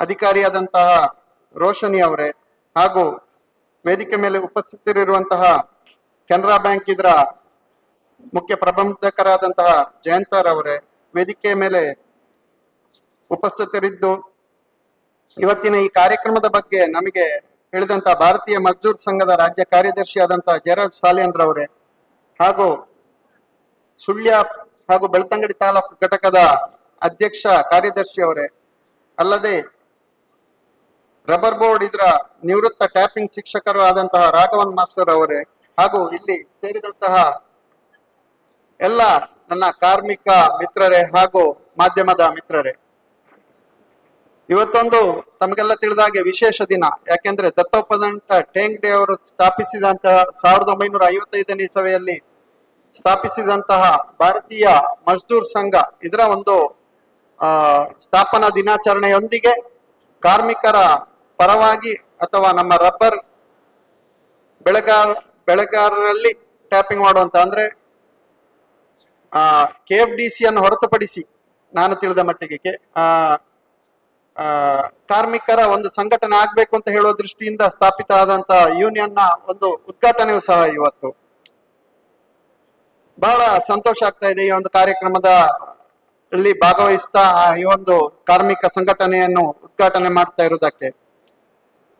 ತಮಗೆಲ್ಲ ತಿಳಿದ ಹಾಗೆ ಭಾರತ ರಬ್ಬರ್ ನಲ್ಲಿ ಬಹಳವಾಗಿ ಒಂದು ಉತ್ಪಾದನೆ ಮಾಡುವಂತ ದೇಶ ಅಂತ ಹೇಳುದು ಗೊತ್ತಿದೆ. ಆದ್ರೆ ಇತ್ತೀಚಿನ ದಿನಗಳಲ್ಲಿ ನಮಗೆ ಕಾರ್ಮಿಕರ ಕೊರತೆ ಆಗ್ತಾ ಇರುವುದರಿಂದ ಕೇರಳ ಇರ್ಬೋದು, ನಮ್ಮ ಕರ್ನಾಟಕದಲ್ಲಿರ್ಬೋದು, ರಬ್ಬರ್ ಟ್ಯಾಪಿಂಗ್ ಆಗುವಂತದ್ದೇ ತುಂಬಾ ಕಡಿಮೆ ಆಗಿದೆ. ತಮಗೆ ಗೊತ್ತಿರ್ಬೋದು, ಯಾಕೆಂದ್ರೆ ಹೆಚ್ಚಿನವರು ಹೊಸ ಹೊಸ ಉದ್ಯೋಗವನ್ನು ಅರಸಿಕೊಂಡು ರಬ್ಬರ್ ಈ ಒಂದು ಕೆಲಸ ಮಾಡುವುದನ್ನು, ಟ್ಯಾಪಿಂಗ್ ಮಾಡುವುದನ್ನು ಬಿಟ್ಟು ಬೇರೆ ಕೆಲಸದತ್ತ ವಾಳ್ತಾ ಇದ್ದಾರೆ. ಯಾಕೆಂದ್ರೆ ಒಂದು ಬೆಳಿಗ್ಗೆ ಮಾಡುವಂತ ಕೆಲಸ ಇರಬಹುದು, ಅದಕ್ಕೆ ಪೂರಕವಾದಂತಹ ಒಂದು ಮನ್ನಣೆ ಸಿಗ್ತಾ ಇಲ್ಲ ಅಥವಾ ಒಂದು ಭದ್ರತೆ ಸಿಗ್ತಾ ಇಲ್ವಂತ ಹೇಳುವಂತ ದೃಷ್ಟಿಯಿಂದ ಅವರೆಲ್ಲ ಕಾರ್ಮಿಕ ಮಿತ್ರರು ಬೇರೆ ಅಥವಾ ಅವರ ಮನೆಯ ಮಕ್ಕಳು ಇರ್ಬೋದು, ಬೇರೆ ಕೆಲಸದತ್ತ ವಾಳ್ತಾ ಇದ್ದಾರೆ. ಇದು ನಾವು ಕಾಣ್ತಾ ಇದ್ದೇವೆ. ಅದೆಲ್ಲದಕ್ಕೆ ವಿರುದ್ಧವಾಗಿ ರಬ್ಬರ್ ಟ್ಯಾಪಿಂಗ್ ನಡಿಬೇಕು ಅಂತ ಹೇಳುವ ದೃಷ್ಟಿಯಿಂದ ಮತ್ತು ಅದರ ಕಾರ್ಮಿಕರಿಗೆ ಭದ್ರತೆ ಸಿಗಬೇಕು ಹೇಳುವ ದೃಷ್ಟಿಯಿಂದ ನಮ್ಮ BMS-ನ ಒಂದು ಮುಖಾಂತರ, BMS-ನ ಒಂದು ಪೋಷಣೆ ಅಥವಾ ಒಂದು ಹಿನ್ನೆಲೆಯ ಮುಖಾಂತರ ನಮ್ಮ ರಾಷ್ಟ್ರೀಯ ಸ್ವಯಂ ಸೇವಕ ಸಂಘದ ಅಧೀನದಲ್ಲಿ ಬರ್ತದೆ BMS, ಗೊತ್ತಿಲ್ಲದವರಿಗೆ.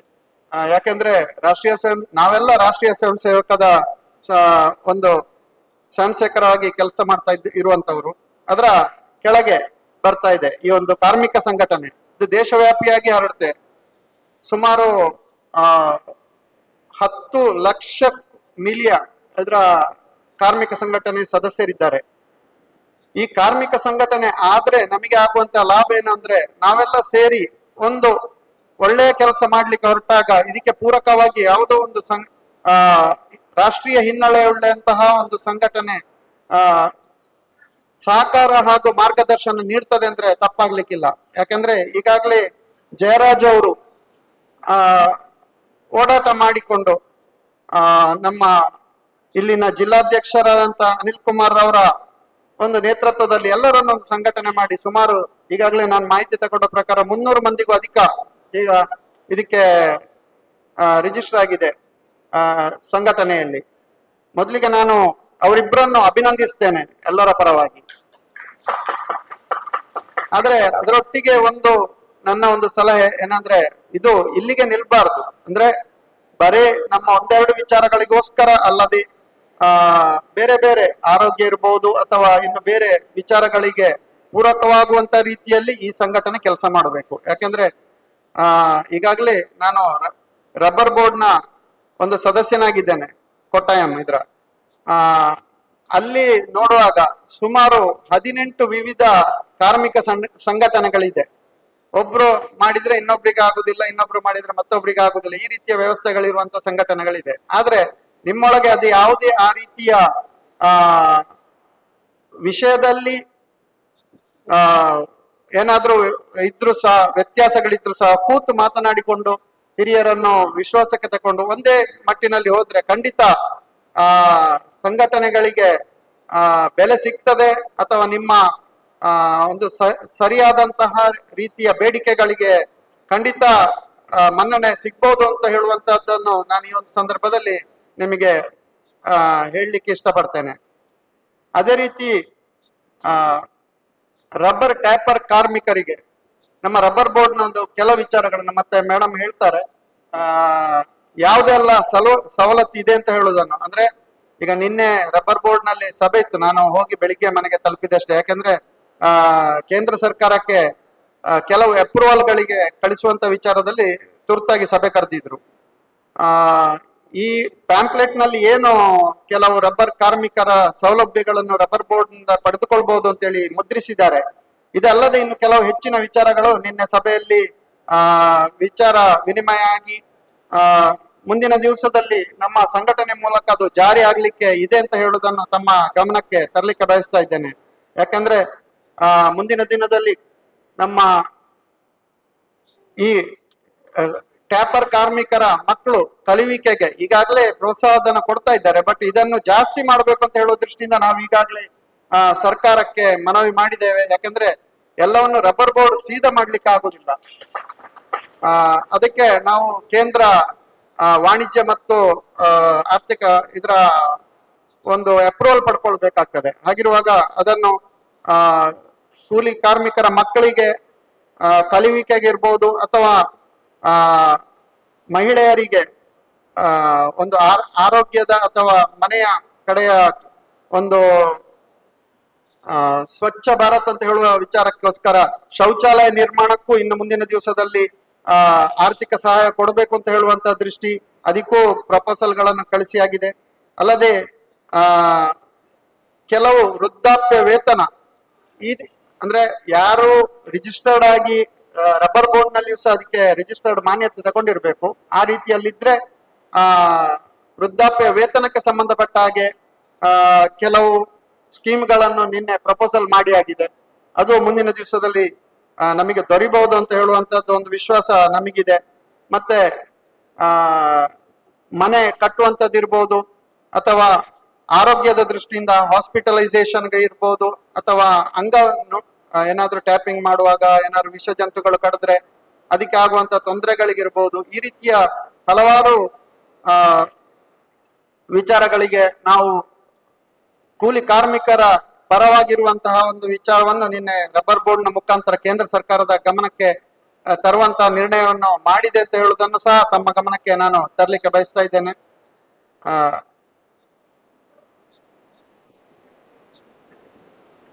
ಕೇರಳದ ಭಾಗದಲ್ಲಿ ರಬ್ಬರ್ ಕಾರ್ಮಿಕರ ಕೊರತೆ ಇದೆ. ಆದ್ರೆ ನಮ್ಮ ಈ ಭಾಗದಲ್ಲಿ ರಬ್ಬರ್ ಕಾರ್ಮಿಕರ ಕೊರತೆ ನಮಗಿದ್ರೂ ಸಹ ಕಾರ್ಮಿಕರ ಒಂದು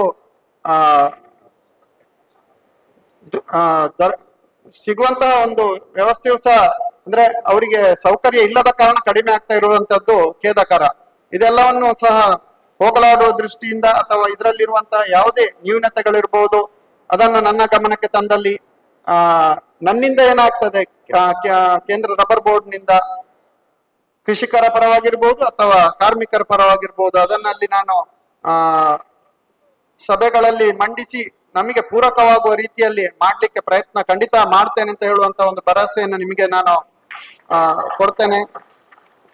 ಯಾಕೆಂದ್ರೆ ನಾನು ಸಹ ಒಂದು ಸಂಘಟನೆಯ ಮುಖಾಂತರ ಇವತ್ತು ರಬ್ಬರ್ ಬೋರ್ಡ್ ನ ಒಂದು ಸದಸ್ಯನಾಗಿದ್ದೇನೆ ಅಂತ ಹೇಳುವುದನ್ನು ಈ ಒಂದು ಸಭೆಯಲ್ಲಿ ಗಮನಕ್ಕೆ ತರುತ್ತಾ, ಖಂಡಿತ ಮುಂದಿನ ದಿವಸದಲ್ಲಿ ನಿಮ್ಮೆಲ್ಲ ಒಳ್ಳೆಯ ಕೆಲಸಕ್ಕೆ ಸಹಕಾರವನ್ನು ಸಹ ನಾನು ನೀಡ್ತೇನೆ ಅಂತ ಹೇಳುವಂತ ಮಾತನಾಡ್ತಾ ಈ ಒಂದು ಸಭೆಯಲ್ಲಿ ಭಾಗವಹಿಸ್ಲಿಕ್ಕೆ ಅವಕಾಶ ಮಾಡಿಕೊಟ್ಟ ಸಂಘಟಕರಿಗೆ ಚಿರಋಣಿಯನ್ನು ಹೇಳ್ತಾ ನನ್ನ ಮಾತನ್ನು ಮುಗಿಸ್ತೇನೆ. ಜೈ ಹಿಂದ್, ಜೈ ಭಾರತ್ ಮಾತಾ.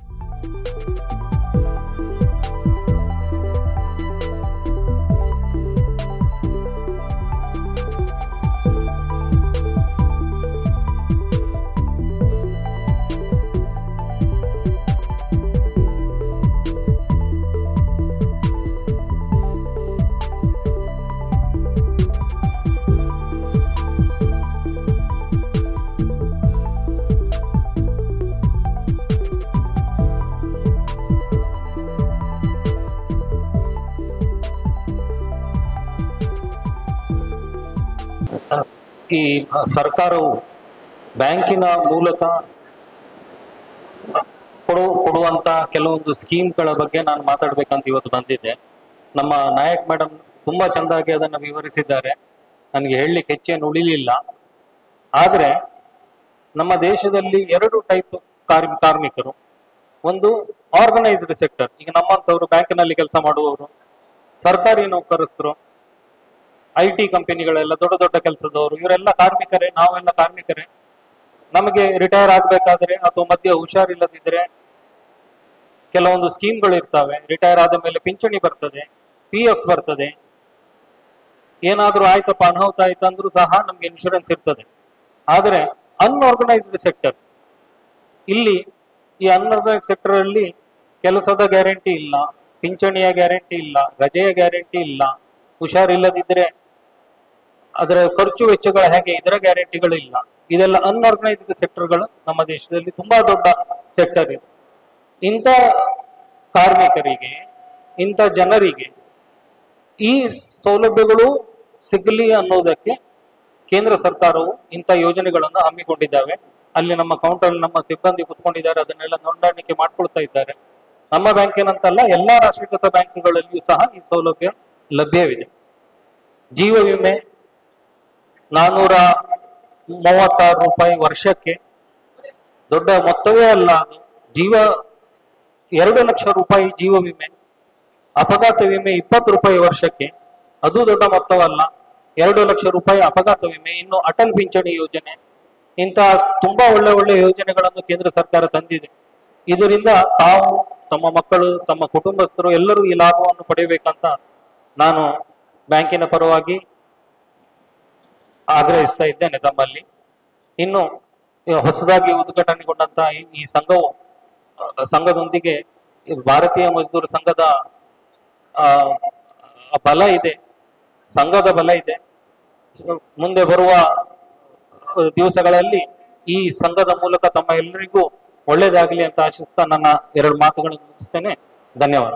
ಇವತ್ತು ನಮ್ಮ ಈ ಬೆಳ್ತಂಗಡಿ ತಾಲೂಕಿನಲ್ಲಿ ನೂತನವಾಗಿ ಉದ್ಘಾಟನೆಗೊಂಡಂತಹ ಯೂನಿಯನ್ ಕಾರ್ಮಿಕ ಸಮಾವೇಶ ಹಾಗೂ BMS ಸಂಸ್ಥಾಪನಾ ದಿನಾಚರಣೆಯ ವೇದಿಕೆಯಲ್ಲಿ ಆಸೀನರಾಗಿರುವ ಸಭಾಧ್ಯಕ್ಷರೇ, ಉದ್ಘಾಟಕರೇ, ಹಾಗೆ ರಬ್ಬರ್ ಬೋರ್ಡ್ ಅಧಿಕಾರಿ ವರ್ಗದವರೇ, ಮಜ್ದೂರ್ ಸಂಘದ ಎಲ್ಲ ಪದಾಧಿಕಾರಿಗಳೇ, ಮಹನೀಯರೇ, ವೇದಿಕೆಯ ಮುಂಭಾಗದಲ್ಲಿ ಆಸೀನರಾಗಿರುವಂತಹ ಎಲ್ಲ ಕಾರ್ಮಿಕ ಬಂಧು ಮಿತ್ರರೇ, ಮಾತೆಯರೇ, ಮಹನೀಯರೇ, ಹಾಗೆ ದೃಶ್ಯ ಹಾಗೂ ಪತ್ರಿಕಾ ಮಾಧ್ಯಮ ಮಿತ್ರರೇ, ನಿಜವಾಗಿ ಅತ್ಯಂತ ಸಂತೋಷ ಆಗ್ತದೆ. ಒಂದು ಅಸಂಘಟಿತ ಕಾರ್ಮಿಕ ವಲಯದಲ್ಲಿ ಇದೊಂದು ಹೊಸ ಬೆಳಕು ಅಂತ ನಾವು ಹೇಳ್ಬಹುದು, ಹೊಸ ಚೈತನ್ಯ ಮೂಡಿಸುವ ಪ್ರಯತ್ನ ಅಂತ ಹೇಳ್ಬಹುದು. ನಿಜವಾಗಿಯೂ ಮಜ್ದೂರ್ ಸಂಘದ ಏನು ಜವಾಬ್ದಾರಿ ಹೊತ್ತಂತಹ ಮಹನೀಯರು, ಅದರಲ್ಲಿಯೂ ಜಯರಾಜ್ ಸಾಲಿಯಾನ್ರವರು ಅದ್ಭುತ ಕೆಲಸವನ್ನು ಅವರ ಸಹೋದ್ಯೋಗಿಗಳೊಂದಿಗೆ, ಅಧ್ಯಕ್ಷರಿರ್ಬೋದು, ಇನ್ನಿತರ ಪದಾಧಿಕಾರಿಗಳಿರ್ಬೋದು, ಹಿಡ್ಕೊಂಡು ಮಾಡಿದಂತಹ ಜವಾಬ್ದಾರಿ ನಿಜವಾಗಿಯೂ ಪ್ರತಿಯೊಬ್ಬನು ಮೆಚ್ಚಲೇಬೇಕಾದಂತಹ ವಿಷಯ ಇದು.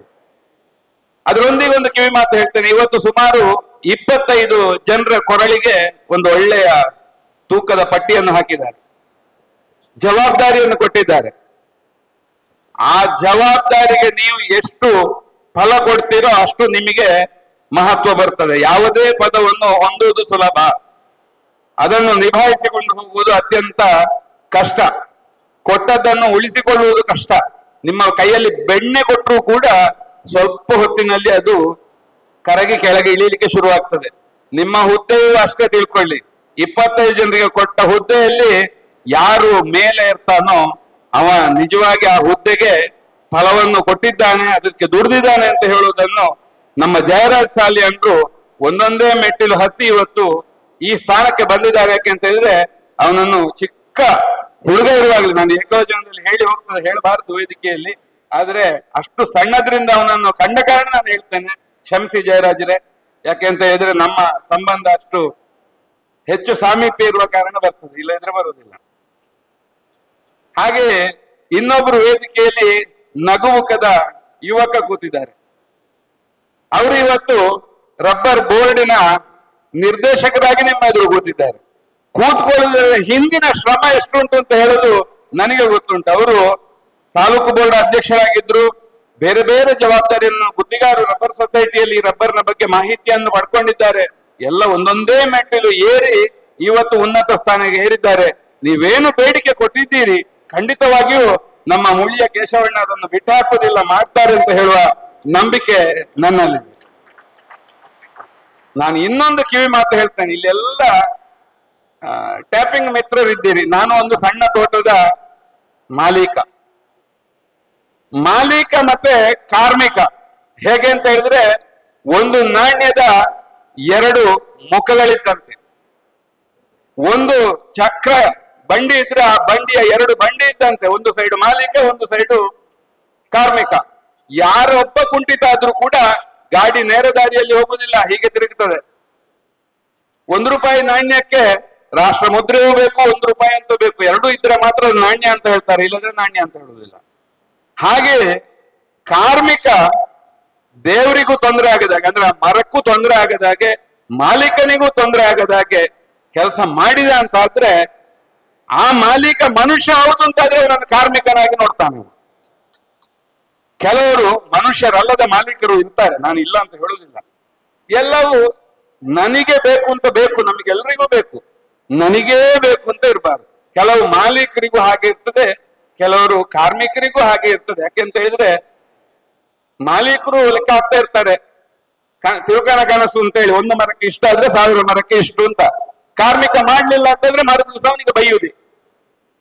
ಪ್ರೀತಿಯಿಂದ ಗೆಲ್ಲಿ, ಮಾಲೀಕನನ್ನಾದ್ರೂ ಕಾರ್ಮಿಕನನ್ನಾದ್ರೂ ಅಂತ ನಾನು ಇಬ್ಬರಿಗೂ ಒಂದೇ ರೀತಿಯಲ್ಲಿ ಮಾತು ಕೊಡ್ತೇನೆ. ಪ್ರೀತಿಯಿಂದ ಗೆಲ್ಲಿ, ಅವರ ಕಷ್ಟಕ್ಕೆ ಸಹಾಯ ಆಗಿ. ಆವಾಗ ಕಾರ್ಮಿಕನಾಗಿರುವುದಿಲ್ಲ, ಸಹೋದರನಾಗ್ತಾನೆ.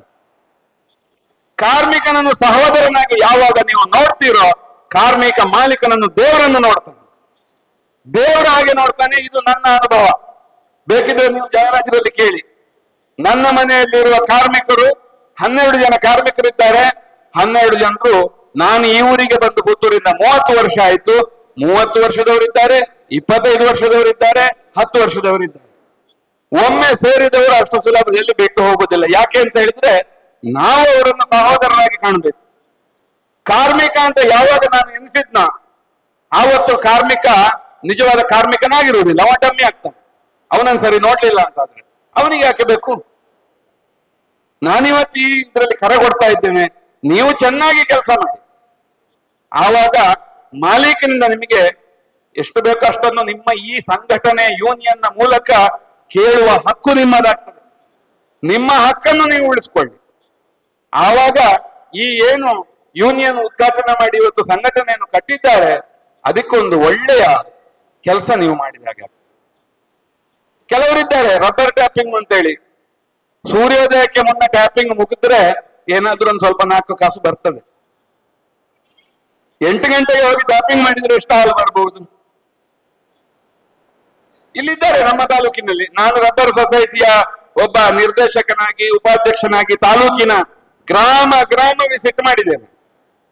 8 ಗಂಟೆಗೆ ಕಪ್ಪಿ ಹಿಡ್ಕೊಂಡು ಹೋಗುವವರನ್ನು ನೋಡಿದ್ದೇನೆ, 4:15 ಹೋಗುವ ಜನರನ್ನು ನೋಡಿದ್ದೇನೆ. ಇನ್ನು ಅದರಿಂದ ದುರಂತದವರಿದ್ದಾರೆ, ಸಂಜೆ 7 ಗಂಟೆಗೆ ಮಾಡುವುದನ್ನು ನೋಡಿದ್ದೇನೆ. ನನಗೆ ಗೊತ್ತಿಲ್ಲಪ್ಪ ಅದೆಂತ ಹೊಸತ್ತು ನಮ್ನಿದ್ದಂತ. ಏನೇ ಇರ್ಲಿ ಮರವನ್ನು ಹಾಳು ಮಾಡಬೇಡಿ. ಯಾಕೆ ಅಂತ ಹೇಳಿದ್ರೆ ನಿಮ್ಮಂತಹ ಕಾರ್ಮಿಕ ಇನ್ನೊಬ್ಬ ಬರುವಾಗ ಆ ಮರ ಚೆನ್ನಾಗಿರ್ಬೇಕಲ್ಲಿ. ಆ ಮರದ ಆಯಸ್ಸು ಎಷ್ಟು, ಅಷ್ಟು ವರ್ಷ ಅದು ಬಾಳಿಕೆ ಬರುವಾಗ ಆಗ್ಬೇಕು. ನಾನು ಹೇಳುದಷ್ಟೇ. ಇವತ್ತು ಇಲ್ಲಿ ನಿಮಗೆ ಯೋಜನೆಗಳ ಬಗ್ಗೆ ಹೇಳಲಿಕ್ಕೆ ಬಂದಿರಬಹುದು. ನಾನಿಲ್ಲಿ ಒಬ್ಬ ಸಾಮಾನ್ಯ ರೈತನಾಗಿ, ಮಾಲೀಕನಾಗಿ, ನಿಮ್ಮ ಸಹೋದರನಾಗಿ ಎದುರು ನಿಂತು ಹೇಳ್ತಾ ಇರುವುದು. ಯಾಕೆಂತ ಹೇಳಿದ್ರೆ ನಾನೇನಾಗಿದ್ದಾರೆ ನೀನ್ ನನಗೆ ಅಂತ ಹೇಳುವಂತ ನಾಣ್ಣೋಡಿ ಅಂತೆ ನೀವು ನಮ್ಮೊಂದಿಗಿದ್ರೆ ನಾವು ನಿಮ್ಮೊಂದಿಗೆ. ನಾನು ಮಾಲೀಕರಲ್ಲಿ ಹೇಳ್ತೇನೆ, ಒಳ್ಳೆ ಧಾರಣೆ ಬಂದಾಗ ಸಂಬಳವನ್ನು ಅಂತ ಜಾಸ್ತಿ ಮಾಡಬೇಡಿ. ಸಂಬಳ ಒಂದು ನಿಮಿತ್ತ ಮಾತ್ರ, ಅವರಿಗೂ ಒಂದು ಪಾಲು ಕೊಡಿ. ಅದ್ರ ಸಂಬಳ ಹೆಚ್ಚಾದ್ರೆ ಏನಾಗ್ತದೆ ಅಂತ ಹೇಳಿದ್ರೆ, ಈಗ ಇವತ್ತು ರಬ್ಬರಿಗೆ 209 ರೂಪಾಯಿ 50 ಪೈಸೆ ಉಂಟು. ಕೂಲಿಯನ್ನು ಜಾಸ್ತಿ ಮಾಡುವುದು ದೊಡ್ಡ ವಿಷಯ ಅಲ್ಲ. ನಾಳ್ದು ಕಮ್ಮಿ ಆದ್ರೆ 175ಕ್ಕೆ ಇದು ಬಂದೇ ಬರ್ತದೆ. ಇದೆಲ್ಲ ಆಟ. ಇಂಟರ್ನ್ಯಾಷನಲ್ ಮಾರ್ಕೆಟ್ ಇಲ್ಲಿ ಹೇಳಲಿಲ್ಲ, ಇಲ್ಲಿ ಮಾತ್ರ ಇದ್ದದ್ದು. ಬಿದ್ದೆ ಬೀಳ್ತದೆ. ನಾವು ಅದಕ್ಕೆ ರೆಡಿ ಆಗಿರುವ. ಸಂಬಳ ಜಾಸ್ತಿ ಮಾಡಿದ್ರೆ ಇಳಿಯುವಾಗ ಕೋಲ್ಗೇಟ್ ಟೂತ್ ಪೇಸ್ಟಿಗೆ 100 ಗ್ರಾಮ್ ಜಾಸ್ತಿ 10 ರೂಪಾಯಿ ಹೆಚ್ಚ, ಮತ್ತಿನ ಲಾಟಲ್ಲಿ 100 ಗ್ರಾಮ್ ಕಮ್ಮಿ, ರೇಟ್ ಸೇಮ್. ಹಾಗೆ ಆಗ್ತದೆ ಎಲ್ಲ ಧಾರಣೆಗಳು. ನಾನು ಸಂಬಳ ಅಂತ ಹೇಳ್ತಾ ಇಲ್ಲ. ಆಸಿಡ್ ರೇಟ್ ಇರ್ಬೋದು, ಪ್ಲಾಸ್ಟಿಕ್ ಇರ್ಬೋದು, ರಸಗೊಬ್ಬರ ಇರ್ಬೋದು, ಎಲ್ಲವೂ ಮಾಲೀಕ ಸೋತ್ರು ಕೂಡ ನಾವು ಸೋತ ಹಾಗೆ. ಈ ನೆನಪಿನಲ್ಲಿ ನಾನು ಹೇಳ್ತಾ ಇರೋದೇನಂತ ಹೇಳಿದ್ರೆ, ಯೂನಿಯನ್ ಮೂಲಕ ಒಳ್ಳೆ ಧಾರಣೆ ಬಂದಾಗ ಕಂಪನಿಯಲ್ಲಿ ಏನು ಹೆಚ್ಚುವರಿ ಕೊಡ್ತಾರೆ ಬೋನಸ್, ಅದನ್ನು ಕೇಳುವ ಹಕ್ಕು ನಿಮ್ಮಲ್ಲಿ ಉಳಿಸಿಕೊಳ್ಳಿ ಅಂತ. ಯಾಕೆ ಅಂತ ಹೇಳಿದ್ರೆ ಸಂತೋಷದಿಂದ ಕೊಡಬೇಕು ಒಬ್ಬ ಮಾಲೀಕ ಆದವ. ಯಾಕೆ ಅಂತ ಹೇಳಿದ್ರೆ ಕಾರ್ಮಿಕನಾದವ ಕಾರ್ಮಿಕನಾಗಿಯೇ ಖಂಡಿತ ಉಳಿಬಾರದು. ಸದ್ಬುದ್ಧಿಯಿಂದ ಇರುವಂತಹ ಕಾರ್ಮಿಕರು ಯಾರು ಕೂಡ ಕಾರ್ಮಿಕರಾಗಿ ಉಳಿಯುವುದಿಲ್ಲ. ಅವರು ಮೇಲೆ ಬಂದೇ ಬರ್ತಾರೆ. 10 ಸೆನ್ಸ್ 50 ಸೆನ್ಸ್ ಜಾಗ ತೆಗೆದಾದ್ರೂ ಮೇಲೆ ಬರ್ತಾರೆ. ಯಾರಲ್ಲಾದ್ರೂ 4 ರೂಪಾಯಿ ಉಳಿತದೆ ಅಂತಾದ್ರೆ ಕಾರ್ಮಿಕರಲ್ಲಿ ನಾನು ಹೇಳ್ತೇನೆ, ನಾವು ಮಾಡುವ ಅನಗತ್ಯ ಖರ್ಚುಗಳು, ನಾನು ಅದರ ಹೆಸರು ಹೇಳಲಿಕ್ಕೆ ಹೋಗೋದಿಲ್ಲ. ನನಗೆ ಉಳಿತಾಯ ಆಗುವುದು ಅದನ್ನು ನಾನು ನಿಮ್ಮ ಮುಂದೆ ಎದೆ ತಟ್ಟಿ ಹೇಳ್ತೇನೆ. ನಾನು ನೀವೇ ಲೆಕ್ಕ ಇಟ್ಟುಕೊಳ್ಳಿ, ನೀವು ದಿನಕ್ಕೆ ಅವಶ್ಯ ಇಲ್ಲದ ಖರ್ಚು ಎಷ್ಟು ಮಾಡ್ತೀರಿ ಅಂತ. ಅದು ಎಷ್ಟು ವರ್ಷಕ್ಕೆ ಆಗ್ತದೆ, ಎಷ್ಟು 10 ವರ್ಷಕ್ಕೆ ಆಗ್ತದೆ, ಅಗಾಧ ಮೊತ್ತ ಆಗ್ತದೆ. ಇದನ್ನು ಯಾರು ಹೇಳುವುದಿಲ್ಲ. ದುರ್ವ್ಯಸನ ಮಾಡಬೇಡಿ, ಹೆಸರು ಹೇಳುವುದಿಲ್ಲ. ಅದನ್ನು ಹೇಳಲಿಕ್ಕೆ ನನಗೆ ಯೋಗ್ಯತೆಗೆ ಇಲ್ಲ. ಯಾಕೆಂತೇಳಿ ನಾನು ಅದನ್ನು ಮುಟ್ಟೋದಿಲ್ಲ. ಅದಕ್ಕೋಸ್ಕರ ಹೇಳುದಿಲ್ಲ. ಹೇಳಬೇಕಿದ್ರೆ ಅವನಿಗೆ ಅದೇ ಅನುಭವ ಬೇಕು. ಅನುಭವ ಇಲ್ಲದವ ಹೇಳಬಾರ್ದು. ನನಗೆ ದುರ್ವ್ಯಸನದ ಮದ್ಯ ಮತ್ತೆ ಇದರದ್ದು ಸಿಗರೇಟು ವೀಳ್ಯದೆಲ್ಲ ಹಾಕುವ ಚಟವೂ ಇಲ್ಲ, ಗೊತ್ತೂ ಇಲ್ಲ. ಆದ ಕಾರಣ ನನಗೆ ಅದು ಏನಾಗ್ತದೆ ಅಂತ ಗೊತ್ತಿಲ್ಲ. ನಾನು ಹೇಗೆ ಹೇಳೋದು ನಿಮ್ಮ ಮುಂದೆ? ನಾನು ಅದರಲ್ಲಿ 0 ಮಾರ್ಕಿನ, ನೀವು ಕೂಡ ಅದರಲ್ಲಿ 0 ಮಾರ್ಕಿನವರು ಹಾಕಿ ಆವಾಗ 0 ಹಿಂದೆ 1, 2, 3, 4, 8, 10 ಸೇರಿ ರೂಪಾಯಿ ಆಗ್ತದೆ. ಇದು ಸತ್ಯ. ಮದ್ಯವ್ಯಸನ ಧೂಮಪಾನದಲ್ಲಿ ನೀವು 0 ಮಾರ್ಕಿನವರು ಆದ್ರೆ ನಿಮಗೆ ರೂಪಾಯಿಯ ಬೆಲೆ ಹಿಂದಿಂದ ಸೇರ್ತಾ ಹೋಗ್ತದೆ ಅಂತ ಹೇಳ್ತಾ, ಈ ಏನು ಯೂನಿಯನ್ ನಲ್ಲಿ ಈ ಪದಾಧಿಕಾರಿಗಳನ್ನು ಹಿಡ್ಕೊಂಡು ಎಷ್ಟೆಲ್ಲ ಸೌಲಭ್ಯ ನಿಮ್ಮ ಮಕ್ಕಳಿಗೆ ವಿದ್ಯಾಭ್ಯಾಸಕ್ಕೆ ಇರಬಹುದು, ಹೆರಿಗೆ ಭತ್ಯೆ ಇರಬಹುದು, ಮನೆ ಕಟ್ಲಿಕ್ಕೆ ಇರಬಹುದು, ಏನೆಲ್ಲ ಯೋಜನೆಗಳು ರಬ್ಬರ್ ಬೋರ್ಡಿನಿಂದ ಉಂಟು. ಅದನ್ನು ಪಡೀರಿ. ಆಮೇಲೆ ನಿಮ್ಮ ಮಾಲೀಕರಲ್ಲಿ ನೀವು ಎಲ್ಲಿ ಟ್ಯಾಪಿಂಗ್ ಹೋಗ್ತೀರಿ ಆ ಮಾಲೀಕರಲ್ಲಿ ಹೇಳಿ, ಅವರು ಸ್ಥಳೀಯ RPS ನ ಮೆಂಬರ್ಗಳಾಗ್ಲಿಕ್ಕೆ ನೀವು ಹೇಳಿ, ನಮಗೆ ಸೌಲಭ್ಯ ಸಿಗ್ತದೆ ಸ್ವಾಮಿ, ನೀವು ಮೆಂಬರ್ ಆಗಿ ಅಂತ ಹೇಳಿ. ಅಣ್ಣರೇ ಈಗಾಗಲೇ ಎಂಕ್ಲೆ ಒಂಚೂರ್ದಾಲ 4 ಮುಕ್ಕಾಲು ತಿಕ್ಕೊಂಡು ಅಂತ ಕೇಳಿ. RPS ಗಳಿಂದ ಸಿಗ್ತದೆ. ಬಹುಶಃ ಇವರಿಗೆ ಕೇಶವ ಪ್ರಸಾದ್ರಿಗೆ ಗೊತ್ತಿರಬಹುದು. ಕೇಶವಣ್ಣ, RPS ನಲ್ಲಿ ಸೌಲಭ್ಯ ಸಿಗ್ತದಲ್ಲ, ತುಂಬಾ ಸೌಲಭ್ಯ ಉಂಟು. ಈ ಬಗ್ಗೆ ಮಜ್ದೂರ್ ಸಂಘದ ಏನು ನಿಮ್ಮ ಆಡಳಿತ ಕಮಿಟಿಯವರು ತಿಳಿಸ್ತಾರೆ, ಅದನ್ನು ಮಾಡಿ ಅಂತ ಹೇಳ್ತಾ, ಈ ಸಂಘಟನೆಯು ಇವತ್ತೇನು ಉದ್ಘಾಟನೆಗೊಂಡಿದೆ ಇದರ ಭವಿಷ್ಯ ಉತ್ತಮವಾಗ್ಲಿ, ಎಲ್ಲ ಬಾಳಲ್ಲಿ ಬೆಳಕಾಗ್ಲಿ ಅಂತ ಆಶಿಸ್ತಾ, ಈ ಸಂದರ್ಭದಲ್ಲಿ ನನಗೆ ಒಂದೆರಡು ಮಾತಾಡ್ಲಿಕ್ಕೆ ಅವಕಾಶ ಕೊಟ್ಟಂತಹ ಪ್ರತಿಯೊಬ್ಬರಿಗೂ ವಂದಿಸ್ತಾ ನನ್ನ ಮಾತುಗಳನ್ನು ಕೊನೆಗೊಳಿಸುತ್ತಿದ್ದೇನೆ. ಜೈ ಹಿಂದ್.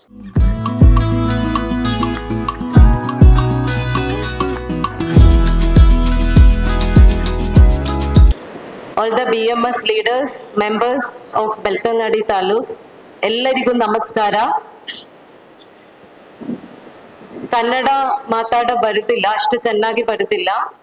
മലയാളം മാതാടുക, ക്ഷമിಸಿ, സോറി ഫോർ ദാറ്റ്. ഇന്ന് നമ്മൾ ഈ പ്രോഗ്രാമില് ഇവിടെ സംബന്ധിച്ചത് BMSന്റെ സ്ഥാപക ഡേയും അതുപോലെ യൂണിയൻ ഇനോഗ്രേഷനുമാണ്. ഈ ഒരു പ്രോഗ്രാമിനോടനുബന്ധിച്ച് റബ്ബർ ബോർഡിൽ നിന്ന് കിട്ടുന്ന ടാപ്പേഴ്സിന് കിട്ടുന്ന ആനുകൂല്യങ്ങളെ കുറിച്ച് പറയാൻ വേണ്ടി ആണ് ഞാൻ ഇന്ന് ഇവിടെ വന്നിരിക്കുന്നത്. റബ്ബർ ಬೊರ್ಡಿന്റെ ഒരു ಪ್ರತಿನಿಧಿಯಾಗಿ ആണ് ഞാನಿവിടെ ನಿಲ್ಕುന്നത്. ನಾನು ಈ ದಿನ ಇಲ್ಲಿ ಬಂದಿರೋದೇನೆಂದರೆ ರಬ್ಬರ್ ಬೋರ್ಡ್ನಿಂದ ರಬ್ಬರ್ ಕಾರ್ಮಿಕರಿಗೆ ಯಾವುದೆಲ್ಲ ಸೌಲಭ್ಯಗಳು ದೊರೆಯುತ್ತದೆ ಎಂಬ ವಿವರವನ್ನು ನೀಡಲು ನಾನು ಇಚ್ಛಿಸುತ್ತೇನೆ. നമ്മൾ റബ്ബർ ടാപ്പേഴ്സ് എന്ന് പറയുമ്പോൾ രണ്ട് രീതിയിലുള്ള ടാപ്പേഴ്സ് ഉണ്ട്. ഒന്ന് സെൽഫ് ടാപ്പേഴ്സ്, അവരവരുടെ തോട്ടത്തിൽ തന്നെ വർക്ക് ചെയ്യുന്നവരാണ് സെൽഫ് ടാപ്പേഴ്സ്. മറ്റേത് നമ്മൾ വേറെ സ്ഥലത്ത് വേറെ ഓണേഴ്സിന്റെ തോട്ടങ്ങളിൽ ടാപ്പ് ചെയ്യുന്നവരാണ് ഡെയിലി വേജസിന് ടാപ്പ് ചെയ്യുന്ന ടാപ്പേഴ്സ്. രണ്ട് രീതിയിലുള്ള ടാപ്പേഴ്സിനും നമ്മളിപ്പോ ആനുകൂല്യങ്ങൾ റബ്ബർ ബോർഡിൽ നിന്ന് കൊടുക്കുന്നുണ്ട്. ರಬ್ಬರ್ ಟಾಪಿಂಗ್ ರಲ್ಲಿ ಎರಡು ವಿಧಗಳಿದೆ. ಒಂದು ಸೆಲ್ಫ್ ಟ್ಯಾಪರ್ ಅಂದರೆ ಸ್ವಂತ ಮನೆಯಲ್ಲೇ ಇರುವಂತಹ ಮರವನ್ನು ಟ್ಯಾಪ್ ಮಾಡೋದು, ಅದೇ ರೀತಿ ಇನ್ನೊಂದು ಕೂಲಿಗೆ ಟ್ಯಾಪ್ ಮಾಡೋದು. ಈ ಎರಡು ಕಾರ್ಮಿಕರಿಗೆ, ಈ ರಬ್ಬರ್ ಟಾಪ್ ಮಾಡುವವರಿಗೆ സർക്കാരದಿಂದ സൗലഭ്യങ്ങളും ಇದೆ. റബ്ബർ ബോർഡിൽ നിന്ന് കിട്ടുന്ന ആനുകൂല്യങ്ങൾ എന്ന് പറഞ്ഞാൽ 4 ഹെഡിങ്സിൽ വരും. ഒരെണ്ണം ആദ്യത്തത് നമ്മുടെ കുട്ടികൾക്ക് മക്കൾക്ക് എഡ്യൂക്കേഷണൽ സ്റ്റൈപ്പൻഡ് ആണ്. എഡ്യൂക്കേഷണൽ സ്റ്റൈപ്പൻഡ് സ്റ്റാർട്ട് ചെയ്യുന്നത് PUC മുതലാണ്. PUC ഫസ്റ്റ് ഇയർ തൊട്ടാണ് നമ്മുടെ എഡ്യൂക്കേഷൻ സ്റ്റൈപ്പൻഡ് ടാപ്പേഴ്സിന് കൊടുക്കുന്നത്. PUC മുതൽ ഡിഗ്രി എല്ലാ പ്രൊഫഷണൽ കോഴ്സ് PG PhD വരേക്കും നമ്മൾ റബ്ബർ ബോർഡിൽ നിന്ന് ആനുകൂല്യം കൊടുക്കുന്നുണ്ട്. ಮೊದಲನೇದಾಗಿ ವಿದ್ಯಾರ್ಥಿಗಳಿಗೆ ಸ್ಕಾಲರ್ಶಿಪ್ ಅದರಲ್ಲಿ ಪ್ರಾರಂಭವಾಗುವುದು ಪ್ರಥಮ PUC ಇಂದ. ಅದೇ ರೀತಿ ಪ್ರಥಮ PUC ಡಿಗ್ರಿ ಮುಂತಾದ ತರಗತಿಗಳಿಗೆ സ്കോളർഷിപ്പ് നീടുത്താണ്. എഡ്യൂക്കേഷണൽ സ്റ്റൈപ്പൻഡ് നമ്മൾ PUC മുതൽ സ്റ്റാർട്ട് ചെയ്യുന്നത്. അതിന് കുറച്ച് കണ്ടീഷൻസ് ഉണ്ട്. ടാപ്പേഴ്സ് 1 ഏക്കർ എങ്കിലും ടാപ്പ് ചെയ്തിരിക്കണം. 1 ഇയർ എക്സ്പീരിയൻസ് ഉണ്ടാവണം. പിന്നെ ടാപ്പർ അതുപോലെ GPC workers in RPS group processing centre എന്ന് പറയുന്ന ഒരു RPSന്റെ കീഴിൽ വർക്ക് ചെയ്യുന്ന ഒരു പ്രോസസിംഗ് സെന്റർ ഉണ്ട്. അവിടുത്തെ വർക്കേഴ്സ്, അതുപോലെ റബ്ബർ ടാപ്പേഴ്സ് ഗ്രൂപ്പ്, ഇവർക്കെല്ലാം നമുക്ക് ഈ എഡ്യൂക്കേഷണൽ സ്റ്റൈപ്പൻഡ് അതുപോലെയുള്ള മറ്റ് ആനുകൂല്യങ്ങളിൽ നമുക്ക് അപേക്ഷ സമർപ്പിക്കാവുന്നതാണ്. ರಬ್ಬರ್ ಟಾಪಿಂಗ್ ಕಾರ್ಮಿಕರು 1 ವರ್ಷ ಟಾಪಿಂಗ್ ಮಾಡಬೇಕು. ಅಥವಾ ಹಾಗೆ 1 ಎಕರೆ ಜಾಗವಾದರೂ ಕನಿಷ್ಠ ಟಾಪಿಂಗ್ ಮಾಡುತ್ತಿರಬೇಕು. ಅಂತವರ ಮಕ್ಕಳಿಗೆ ಸಿಗುವಂತ ಸೌಲಭ್ಯ. ഫുൾ ടൈം കോഴ്സ് ആയിരിക്കണം, റെഗുലർ കോഴ്സ് ആയിരിക്കണം. ഇൻസ്റ്റിറ്റ്യൂഷനിൽ നിന്ന് പ്രിൻസിപ്പലിന്റെ സിഗ്നേച്ചർ സർട്ടിഫിക്കറ്റ് നമുക്ക് ആപ്ലിക്കേഷനിൽ ആവശ്യമാണ്. അതുപോലെ PUC പഠിക്കുന്ന കുട്ടികളാണെങ്കിൽ സെപ്റ്റംബർ മുതൽ ഫെബ്രുവരി വരെയാണ് ആപ്ലിക്കേഷൻ കൊടുക്കാനുള്ള ടൈം. ഡിഗ്രി മുതൽ പഠിക്കുന്ന കുട്ടികളാണെങ്കിൽ എക്സാം വരുമ്പോൾ ഹാൾ ടിക്കറ്റ് വരും. ഹാൾ ಟಿಕೆಟ್ വെച്ചിട്ടാണ് ಅಪೇಕ್ಷ ಸಮರ್ಪಿക്കേണ്ടത്. PUC ಕಲಿಯುವ ಮಕ್ಕಳಿಗೆ ಸೆಪ್ಟೆಂಬರ್ ಇಂದ ಪ್ರಾರಂಭ ಆಗ್ತದೆ. ಅದೇ ರೀತಿ ಡಿಗ್ರಿ ಕಲಿಯುವ ಮಕ್ಕಳಿಗೆ ಇದು ഹാൾ ಟಿಕೆಟ್ ಬರುವಾಗ ನೀವು ಇದರ ಅಪ್ಲಿಕೇಶನ್ ನೀಡಬಹುದು. ഒരു ടാപ്പറിന്റെ 2 മക്കൾക്ക് നമ്മൾ ആനുകൂല്യം കൊടുക്കാൻ വേണ്ടി പറ്റുള്ളൂ. ഇപ്പൊ 2 മക്കളുടെ എഡ്യൂക്കേഷൻ നമ്മൾ PUC തൊട്ട് മോൾപോട്ട് എവിടെ വരെ പഠിക്കുന്നോ അതിന് നമ്മൾ ആനുകൂല്യങ്ങൾ കൊടുക്കാം. ಒಂದು ರಬ್ಬರ್ ಟಾಪರ್ನ 2 ಮಕ್ಕಳಿಗೆ ಮಾತ್ರ ಸೌಲಭ್ಯ ದೊರೆಯುವುದು. PUC ಇಂದ ಮೇಲ್ಪಟ್ಟು ಎಲ್ಲಾ ತರಗತಿಗಳಿಗೆ ಈ ಸೌಲಭ್ಯಗಳು ದೊರೆಯುತ್ತದೆ.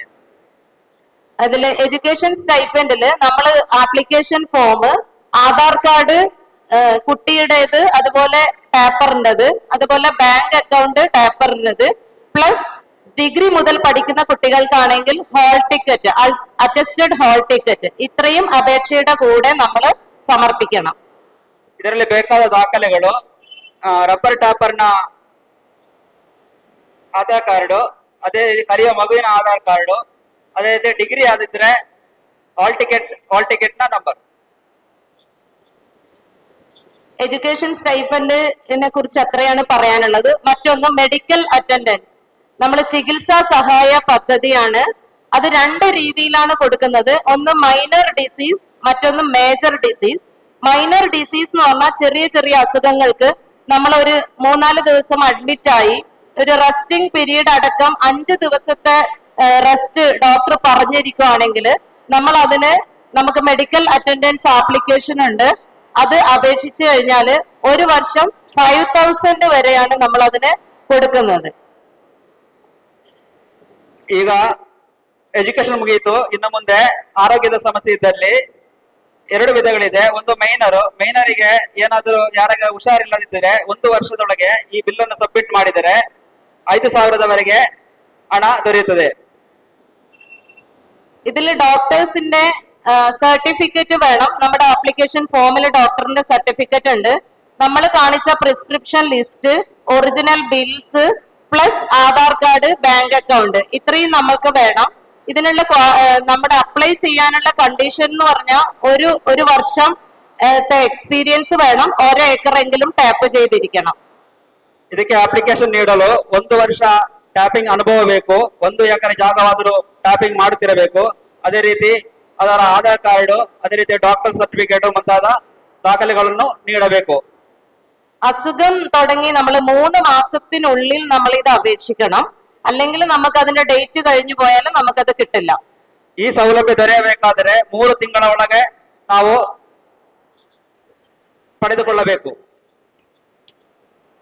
മേജർ ഡിസീസ് എന്ന് പറഞ്ഞു കഴിഞ്ഞാൽ cancer, heart diseases, liver diseases, TB, stroke, paralysis പോലെയുള്ള ഡിസീസസിനാണ് മേജർ ഡിസീസ് എന്ന് പറയുന്നത്. അതിന് നമ്മൾ ട്രീറ്റ്മെന്റ് എടുത്തു കഴിഞ്ഞാൽ ഈ പറഞ്ഞ doctor certificate, prescription bill, prescription list, all the original bills ഇതെല്ലാം കൂടി സബ്മിറ്റ് ചെയ്യുകയാണെങ്കിൽ 35,000 ആണ് നമ്മൾ കൊടുക്കുക. അത് ഒറ്റ ട്രിപ്പിൽ കൊടുക്കണം എന്നില്ല. നമുക്ക് ഓരോ 3 മാസം കഴിയുമ്പോഴും നമുക്ക് വേണമെങ്കിൽ അപ്ലൈ ചെയ്യാവുന്നതാണ്. ಈಗ ಮೇಜರ್ ಪ್ರಾಬ್ಲಮ್ ಆದ್ರೆ ಕ್ಯಾನ್ಸರ್, ಹಾರ್ಟ್ ಅಟ್ಯಾಕ್ ಮುಂತಾದ ತೊಂದರೆಗಳು ಬಂದಲ್ಲಿ 35,000 ಸೌಲಭ್ಯ ದೊರೆಯುತ್ತದೆ. ಇದಕ್ಕೆ ಡಾಕ್ಟರ್ ಬಿಲ್ಲು ಮುಂತಾದ ದಾಖಲೆಗಳನ್ನು ನೀಡಿದರೆ ನಿಮಗೆ ಈ 35,000 ದೊರೆಯುತ್ತದೆ. ಒಂದು ವೇಳೆ ಮುಂದುವರಿದ ಚಿಕಿತ್ಸೆ ಆಗಿದ್ದರೆ 3 ತಿಂಗಳಿಗೊಮ್ಮೆ ಇದನ್ನು ಸಬ್ಮಿಟ್ ಮಾಡಬಹುದು. നെക്സ്റ്റ് വന്നിരിക്കുന്നത് ഹൗസിംഗ് സബ്സിഡി. വീട് കെട്ടുന്നതിന് ഉള്ള സബ്സിഡിയാണ്. ടാപ്പേഴ്സ് 3 വർഷത്തെ എക്സ്പീരിയൻസ്, 5 ഇയേഴ്സ് എക്സ്പീരിയൻസ് വേണം. 2 ഏക്കറെങ്കിലും ടാപ്പ് ചെയ്തിരിക്കണം. അതാണ് കണ്ടീഷൻ. പിന്നെ നമുക്ക് വീട് കെട്ടി നമ്മളൊരു ലിൻഡൽ വരെ ആയ സമയത്താണ് നമ്മൾ അപ്ലൈ ചെയ്യേണ്ടത്. അപ്ലൈ ചെയ്യുമ്പോൾ നമ്മൾ കൂടെ വെക്കേണ്ടത് application form, Aadhaar card, bank account plus building permit, നമ്മുടെ RTC, land tax receipt, certificate, നമ്മുടെ പഞ്ചായത്ത് സെക്രട്ടറിയിൽ നിന്ന് ഒരു സർട്ടിഫിക്കറ്റ്. നിങ്ങൾക്കോ നിങ്ങളുടെ വീട്ടില് വൈഫ്, കുട്ടികളായിരിക്കും, വേറെ വീടില്ലാതിന്റെ സർട്ടിഫിക്കറ്റും കൂടെ ആ അപേക്ഷയുടെ കൂടെ വെക്കണം. അതിന് നമ്മൾ SC ST അതിൽ പെട്ടവർക്ക് കൊടുക്കുന്നത് 35,000. വുമൺ ടാപ്പർ ആണെങ്കിൽ അതിന് 32,000. നോർമൽ സെൽഫ് ടാപ്പറോ അല്ലെങ്കിൽ കൂലിക്ക് ടാപ്പ് ചെയ്യുന്നവരോ ആണെങ്കിൽ 30,000 രൂപ, 30,000. ಮುಂದಿನ ಸೌಲಭ್ಯ ಎಂದರೆ ಮನೆ ಕಟ್ಟಲು. ಒಂದು ಮನೆ ಕಟ್ಟಲು ಅವಶ್ಯಕತೆ ಎಂದರೆ 5 ವರ್ಷ ಟ್ಯಾಪಿಂಗ್ ಎಕ್ಸ್ಪೀರಿಯನ್ಸ್ ಇರಬೇಕು. 35,000 ತನಕ ಇದರ ಸೌಲಭ್ಯ ದೊರೆಯುತ್ತದೆ. SC ST ಆದ್ರೆ 35,000, ಇಲ್ಲದಿದ್ರೆ 32, ಸೆಲ್ಫ್ ಟ್ಯಾಪರ್ ಆದ್ರೆ 30. ಈ ತರ ಸೌಲಭ್ಯ ದೊರೆಯುತ್ತದೆ. ಇದಕ್ಕೆ ಬೇಕಾದ ದಾಖಲೆ ಅಂದರೆ ಆಧಾರ್ ಕಾರ್ಡ್, RTC, ಅದೇ ರೀತಿ ತಮ್ಮ ಪಂಚಾಯತಿನಿಂದ ತಮಗೆ ಹಾಗೂ ತಮ್ಮ ಮನೆಯವರಿಗೆ ಯಾರಿಗೂ ಯಾವುದೇ ಮನೆ ಇಲ್ಲ ಎಂಬ ದಾಖಲೆ ಪಂಚಾಯತ್ನಿಂದ ಬರೆಸಿ ತರಬೇಕಾಗುತ್ತದೆ. നെക്സ്റ്റ് വരുന്നത് വുമൺ ടാപ്പേഴ്സിന് സ്പെഷ്യൽ ആക്കി നമ്മൾ കുറച്ച് ആനുകൂല്യങ്ങൾ കൊടുക്കുന്നുണ്ട്. ലേഡി ടാപ്പേഴ്സിന് അതില് വരുന്നത് ഈ നേരത്തെ പറഞ്ഞ എഡ്യൂക്കേഷണൽ സ്റ്റൈപ്പൻഡ്, അതുപോലെ മെഡിക്കൽ അറ്റൻഡൻസ്, ഹൗസിംഗ് സബ്സിഡി, ഇതെല്ലാം വുമൺ ടാപ്പേഴ്സിനും കൊടുക്കുന്നതാണ്. അതിലെല്ലാം എമൗണ്ട് കൂടുതലുമാണ്. അത് കൂടാതെ വിമൻ ടാപ്പേഴ്സിന്റെ 2 പെൺകുട്ടികളുടെ മാരേജിന് നമ്മൾ പൈസ കൊടുക്കുന്നുണ്ട്. 10,000 വെച്ചിട്ട് 2 പെൺകുട്ടികളുടെ മാരേജ് വുമൺ ടാപ്പർ, ലേഡി ടാപ്പേഴ്സിന്റെ കൊടുക്കുന്നത്. അതിൽ നമ്മൾ വേണ്ടത് അപേക്ഷാ form, Aadhaar card, bank account plus കുട്ടിയുടെ ഏജ് പ്രൂഫ്, കല്യാണം കഴിച്ച കുട്ടിയുടെ ഏജ് പ്രൂഫിന് വേണ്ടിയിട്ടുള്ള സർട്ടിഫിക്കറ്റ്, അതുപോലെ മാരേജ് സർട്ടിഫിക്കറ്റ് പ്ലസ് നമ്മുടെ വെഡിങ് ഇൻവിറ്റേഷൻ കാർഡ്, അതുപോലെ പഞ്ചായത്തിൽ നിന്നുള്ള ഫസ്റ്റ് മാരേജിന് മാത്രമേ നമ്മൾ പൈസ കൊടുക്കുള്ളൂ. നമ്മുടെ പഞ്ചായത്ത് അതോറിറ്റിയിൽ നിന്ന് ആദ്യത്തെ മാരേജ് ആണെന്ന് സർട്ടിഫൈ ചെയ്യുന്ന ഒരു സർട്ടിഫിക്കറ്റും കൂടി ഈ ആപ്ലിക്കേഷന്റെ കൂടെ വെക്കണം. അങ്ങനെയാണെങ്കിൽ വുമൺ ടാപ്പേഴ്സിന്റെ, ലേഡി ടാപ്പേഴ്സിന്റെ 2 പെൺമക്കളുടെ കല്യാണത്തിന് നമുക്ക് പൈസ കൊടുക്കും. 10,000 ആണ് ഒരു കല്യാണത്തിന് കൊടുക്കുന്നത്. അതും നമ്മൾ കല്യാണം കഴിഞ്ഞ് 3 മാസത്തിനുള്ളിൽ നമ്മൾ ಅಪ್ಲೈ ചെയ്യണം. ಇನ್ನು ಮಹಿಳಾ ಟಾಪರ್ಸ್ಗಳಿಗೆ ಈ ಮೇಲ್ಕಾಣಿಸಿದ 3 ಸೌಲಭ್ಯಗಳು ದೊರೆಯುತ್ತದೆ. ಅದು ಅಲ್ಲದೆ ಇನ್ನೊಂದು ಸೌಲಭ್ಯ ಅಂದರೆ ತಮ್ಮ 2 ಹೆಣ್ಣು ಮಕ್ಕಳಿದ್ದರೆ ಅವರಿಗೆ ಮದುವೆಯ ಧನ ಸಹಾಯ 10,000 ರೂಪಾಯಿ, ತಲಾ 10,000 ರೂಪಾಯಿ ದೊರೆಯುತ್ತದೆ. ಅದಕ್ಕೆ ಬೇಕಾದ ದಾಖಲೆ ಅಂದರೆ ಅವರ ಆಧಾರ್ ಕಾರ್ಡು, ಬ್ಯಾಂಕ್ ಅಕೌಂಟ್, ಅದೇ ರೀತಿ ಇದು ಮೊದಲ ಮದುವೆಗೆ ಮಾತ್ರ ಆದ್ಯತೆ. ಆದ್ದರಿಂದ ಮೊದಲ ಮದುವೆಯಂದು ಪಂಚಾಯತಿನಿಂದ ಬರೆಸಿ ತರಬೇಕು. ಇದು 3 ತಿಂಗಳೊಳಗೆ ಸಬ್ಮಿಟ್ ಮಾಡಿದರೆ ನಿಮಗೆ ತಲಾ 10,000 ಅಂತೆ ದೊರೆಯುತ್ತದೆ.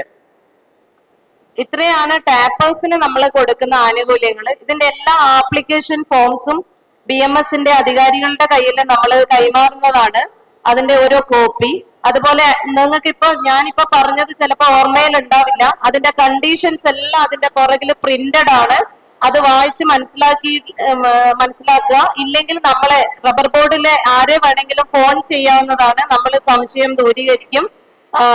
പോരാതെ നമ്മൾ റബ്ബർ ബോർഡിന്റെ മറ്റ് സ്കീമുകൾ ഈ വർഷം നമ്മൾ വരാൻ പോകുന്ന 2 കാര്യങ്ങൾ കൂടി പറഞ്ഞ് ഞാൻ നിർത്തുവാണ്. നമുക്ക് പ്ലാന്റിംഗ് സബ്സിഡി ആണ് ഒരു സ്കീം. അതായത് നമ്മൾ ഈ വർഷം റബ്ബർ गिಡ നട്ടിട്ടുണ്ടെങ്കിൽ അതിന് ഒരു ഹെക്ടറിന് 50,000 ആണ് നമ്മൾ വരുന്നത്. അത് RTC വേണം. നമ്മൾ അതിന് ആപ്ലിക്കേഷൻ കൊടുക്കണം. ഓൺലൈൻ ആപ്ലിക്കേഷൻ ആണ്. ഇപ്പൊ അത് ഓപ്പൺ ആയില്ല. ആരെങ്കിലും गिಡ നട്ടിട്ടുണ്ടെങ്കിൽ റബ്ബർ ബോർഡുമായി കോണ്ടാക്ട് ചെയ്യുക. മറ്റൊന്ന്, ഒക്ടോബർ നവംബർ മാസത്തിൽ നമ്മൾ സ്മോക്ക് ഹൗസ് അതുപോലെ റബ്ബർ റോളറിന് നമ്മൾ സബ്സിഡി സ്കീം ഉണ്ട്. ലാസ്റ്റ് ഇയർ റബ്ബർ റോളറോ സ്മോക്ക് ഹൗസോ പർച്ചേസ് ചെയ്തവർക്ക് ഈ വർഷം അപ്ലൈ ചെയ്യാം. SC/ST പെട്ടവരാണെങ്കിൽ, SCയിൽ പെട്ടവരാണെങ്കിൽ ഈ വർഷം പർച്ചേസ് ചെയ്തതിന് തന്നെ ഈ വർഷം ആപ്ലിക്കേഷൻ കൊടുക്കാം. 15,000 ആണ് സ്മോക്ക് ഹൗസിന്, 15,000 ആണ് റബ്ബർ റോളറിന് കൊടുക്കുന്ന പൈസ, സബ്സിഡി ಅಮೌಂಟ್. ಇದೇ ರೀತಿ ರಬ್ಬರ್ ಟಾಪರ್ಗಳಿಗೆ ದೊರೆಯಬೇಕಾದಂತಹ ಸೌಲಭ್ಯಗಳನ್ನು ಇನ್ನು ಮುಂದೆ BMS ಅಲ್ಲಿ ತಾವು ಪಡೆದುಕೊಳ್ಳಬಹುದು. ತಮಗೆ ದೊರೆಯುವಂತಹ ಸೌಲಭ್ಯದ ಚೀಟಿಯನ್ನು ಅವರು ಇದೀಗಾಗಲೇ BMS ಗೆ ಹಸ್ತಾಂತರಿಸುತ್ತಾರೆ. ಏನಾದರೂ ಸಂಶಯವಿದ್ದಲ್ಲಿ ರಬ್ಬರ್ ಬೋರ್ಡಿನ ಅಧಿಕಾರಿಗಳನ್ನು ಸಂಪರ್ಕಿಸಬಹುದು ಎಂದು ಅವರು ಹೇಳುತ್ತಾರೆ. ಅದೇ ರೀತಿ 1 ಎಕರೆ ರಬ್ಬರ್ ಕೃಷಿ ಮಾಡುವವರಿಗೆ 50,000 ಧನ ಸಹಾಯವಿದೆ. ಅದೇ ರೀತಿ ಸ್ಮೋಕ್ ಹೌಸ್ ಮಾಡುವಂತಹ ಅವರಿಗೂ ಧನ ಸಹಾಯ ದೊರೆಯುತ್ತದೆ. SC ಆದರೆ 15,000 ರೂಪಾಯಿ. ಈ ಸ್ಮೋಕ್ ಹೌಸ್ ಮಾಡುವುದಾದ್ರೆ ಕಳೆದ ವರ್ಷ ಮಾಡಿದವರಿಗೆ ಈ ವರ್ಷ പಡೆದುಕೊಳ್ಳಬಹುದು. കൂടാതെ നമ്മുടെ റബ്ബർ ബോർഡിൽ നിന്ന് പലതരം ടാപ്പിംഗ് ട്രെയിനിങ്ങുകൾ കൊടുക്കുന്നുണ്ട്. നമുക്ക് ട്രെയിനിങ് ആവശ്യമാണെങ്കിൽ റബ്ബർ ബോർഡുമായിട്ട് ബന്ധപ്പെടുക. നമ്മളെല്ലാവരും നിങ്ങളെ സഹായിക്കാൻ വേണ്ടി സന്നിഹിതരാണ്. അതുപോലെ നമ്മുടെ ബെൽത്തങ്ങാടി താലൂക്കിൽ ഇത്രയും വലിയൊരു പ്രോഗ്രാം BMS സംഘടിപ്പിച്ചതിലും അവര് ഇത്രയും വലിയ രീതിയിൽ, വളരെ നല്ല രീതിയിൽ ഇങ്ങനെ ഒരു പ്രോഗ്രാം സംഘടിപ്പിച്ചതിൽ ഇതിന്റെ പിന്നണിയിൽ പ്രവർത്തിക്കുന്ന എല്ലാ ഭാരവാഹികൾക്കും എന്നെ ഈ പ്രോഗ്രാമിലേക്ക് ക്ഷണിച്ചതിന് ഒരുപാട് നന്ദി. നമസ്കാരം. ರಬ್ಬರ್ ಟಾಪಿಂಗ್ ಕ್ಲಾಸ್ ಬೇಕಿದ್ದಲ್ಲಿ ನಮ್ಮನ್ನು ಸಂಪರ್ಕಿಸಬಹುದು. ಅದೇ ರೀತಿ ಇಷ್ಟು ದೊಡ್ಡ ಒಂದು ಕಾರ್ಯಕ್ರಮವನ್ನು ಆಯೋಜನೆ ಮಾಡಿದಂತಹ BMS ಇವರಿಗೆ ನನ್ನ ಅನಂತ ಧನ್ಯವಾದಗಳು. 84 ಅಲ್ಲಿ ಕರ್ನಾಟಕ ಫಾರೆಸ್ಟ್ ಡೆವಲಪ್ಮೆಂಟ್ ಕಾರ್ಪೊರೇಷನ್ ಅಲ್ಲಿ ಟ್ರೈನಿಂಗ್ ಕೊಡ್ಲಿಕ್ಕೆ ಹೋಗಿದ್ದಾರೆ. ಅಲ್ಲಿಂದ ಟಾಪಿಂಗ್ ನೋಡಿ ನಾನು ಟ್ರೈನಿಂಗ್ ಸ್ಕೂಲ್ ಮಾಡಬೇಕು ಅನ್ನುವ ವ್ಯವಸ್ಥೆ ನಮ್ಮ ಡಿಪಾರ್ಟ್ಮೆಂಟ್ ನಲ್ಲಿ ಹೇಳಿದ ಕಾರಣ ಬೆಳ್ತಂಗಡಿ ತಾಲೂಕಿನಲ್ಲಿ ಗಂಡಿಬಾಗಿನಲ್ಲಿ ಒಂದು ಟ್ರೈನಿಂಗ್ ಸ್ಕೂಲ್ ಮಾಡಿ 5 ವರ್ಷವರೆ ಟ್ರೈನಿಂಗ್ ಸ್ಕೂಲ್ ಅಲ್ಲಿ ಬೆಳ್ತಂಗಡಿಯಲ್ಲಿ ಒಳ್ಳೆ ಟ್ರೈನೀಸ್ ಎಲ್ಲ ಸುಳ್ಳಿನೊಂದು ಪುತ್ತೂರಿನ ಬೆಳ್ತಂಗಡಿನಿಂದ ಬಂದು ಒಳ್ಳೆ ಟ್ರೈನಿಂಗ್ ಎಲ್ಲ ಅಲ್ಲಿ ಕೊಟ್ಟಿದ್ದಾರೆ. ಸಾಧಾರಣ ಒಂದು 20-25 ಲಕ್ಷ ಜನಗಳಿಗೆ ನಾನು ಇಲ್ಲಿ ಟ್ರೈನಿಂಗ್ ಕೊಟ್ಟಿದ್ದೇನೆ. ಕಾರಣ ಈಗ ಏನಾಯ್ತದೆ ಗೊತ್ತುಂಟಾ, ಈಗ ಟಾಪಿಂಗ್ ಮಾಡ್ಲಿಕ್ಕೆ ಜನ ಇಲ್ಲ. ಜನ ಎಲ್ಲಿ ಹೋಗಿದ್ರೆ ನನಗೆ ಗೊತ್ತಿಲ್ಲ. ಬರುವವರೆಲ್ಲ ಟ್ರೈನಿಂಗ್ ಇಲ್ಲದ ಒಂದು ಟಾಪಿಂಗ್ ಮಾಡಿ ಮರ ಎಲ್ಲ ಹಾಳು ಮಾಡುವ ಒಂದು ವ್ಯವಸ್ಥೆ ಆಗಿದೆ. ತುಂಬಾ ಬೇಜಾರಾಗ್ತದೆ. ಕೆಲವರದಂದ್ರೆ ಈಗಲೇ ಕೂಡ ಕರೀತಾರೆ, ಒಂದೊಂದು ತೋಟವನ್ನು ನೋಡಬೇಕು, ಮಾಹಿತಿ ಒಂದು ಕೊಡಬೇಕು ಅಂತ ಹೇಳ್ಕೊಂಡು ಇದೆಲ್ಲ ಈಗಲೇ ಕೂಡ ಹೋಗ್ತಾ ಇದ್ದಾರೆ.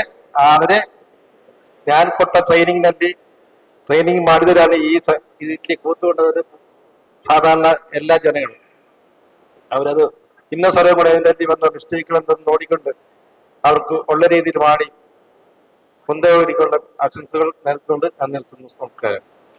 ಈ ಸುಂದರ ಕಾರ್ಯಕ್ರಮದ ವೇದಿಕೆಯಲ್ಲಿ ಉಪಸ್ಥಿತರಿದ್ದು ಭಾರತೀಯ ಮದ್ದೂರು ಸಂಘ ಇದರ ಅಡಿಯಲ್ಲಿ ಬರುತ್ತಿರುವಂತಹ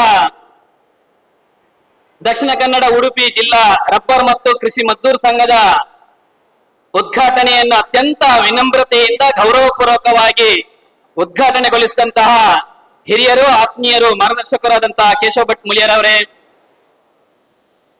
ನಮ್ಮ 70ನೇ ವರ್ಷದ ವರ್ಷಾಚರಣೆಯ ಮಹತ್ವವನ್ನು ನಮಗೆಲ್ಲರಿಗೂ ತಿಳಿಸಿಕೊಟ್ಟಂತ ಹಿರಿಯರು, ಮಾರ್ಗದರ್ಶಕರು ಆಗಿರುವಂತಹ ಮಂಗಳೂರು ವಿಭಾಗದ ಸಹ ಸೇವಾ ಪ್ರಮುಖರಾದಂತಹ ಭರತ್ರಾಜ್ ಮಂಗಳೂರವರೇ, ಹಿರಿಯರಾದ ಸದಾ ನಮಗೆ ಮಾರ್ಗದರ್ಶನ ನೀಡುತ್ತಿರುವಂತಹ ಈ ಭಾಗದ ಹಿರಿಯರು ಅನಂತ್ ಭಟ್ ಮಚ್ಚಿಬಲ್ಲೆ ಅವರೇ,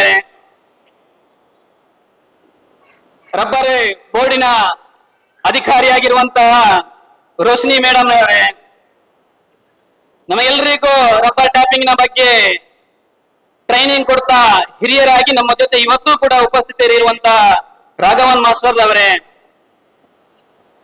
ನಿಮ್ಮೆಲ್ಲರನ್ನು ಒಟ್ಟು ಸೇರಿಸಿಕೊಂಡು ದಕ್ಷಿಣ ಕನ್ನಡ ಜಿಲ್ಲೆಯಲ್ಲಿ ಒಂದಷ್ಟು ಕಾರ್ಮಿಕ ಬಂಧುಗಳ ಪರವಾಗಿ ಓಡಾಟ ಮಾಡುತ್ತಾ ನಮ್ಮಂತ ಕಾರ್ಮಿಕ ಕಾರ್ಯಕರ್ತರಿಗೆ ಹುರಿದುಂಬಿಸುತ್ತಿರುವಂತಹ ನಿಮಗೆಲ್ಲರಿಗೂ ಪ್ರೇರಣೆದಾಯಿಯಾಗಿರುವಂತಹ ನಮ್ಮೆಲ್ಲರ ಆತ್ಮೀಯ ಸ್ನೇಹಿತರಾಗಿರುವಂತಹ ಜಯರಾಜ್ ಸಾಲಿಯಾನ್ ಅವರೇ, ಈ ತಾಲೂಕಿನ ಭಾರತೀಯ ಮದ್ದೂರು ಸಂಘದ ಅಧ್ಯಕ್ಷರಾದಂತಹ ಉದಯ ಬಿಕೆ ಅವರೇ, ಮೊದಲನೇದಾಗಿ ಸೇರಿರುವಂತಹ ಎಲ್ಲರಿಗೂ ಮತ್ತು ವೇದಿಕೆಯಲ್ಲಿರುವಂತಹ ಎಲ್ಲ ಬಂಧುಗಳಿಗೆ ಭಾರತೀಯ ಮದ್ದೂರು ಸಂಘದ 70ನೇ ವರ್ಷದ ಸ್ಥಾಪನೆಯ ದಿನಾಚರಣೆಯ ಪ್ರಯುಕ್ತ ಗೌರವಪೂರ್ವಕವಾದಂತಹ ಶುಭಾಶಯಗಳನ್ನು ಈ ವೇದಿಕೆಯ ಮುಖಾಂತರ ಅರ್ಪಿಸುತ್ತಿದ್ದೇನೆ.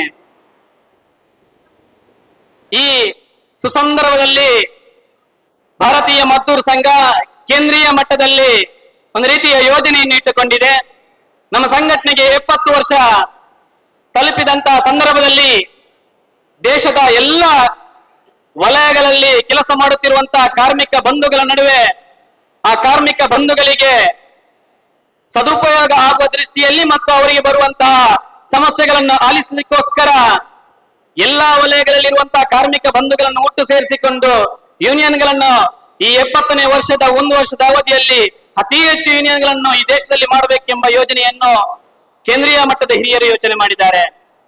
ಅದಕ್ಕೆ ಪೂರಕವಾಗಿ ನಮ್ಮ ರಾಜ್ಯದಲ್ಲಿ ಕೂಡ ಒಂದಷ್ಟು ಯೋಜನೆಗೆ ಪೂರಕವಾದಂತಹ ಯೋಜನೆಗಳನ್ನು ಹಾಕಿಕೊಂಡಿದ್ದೇವೆ.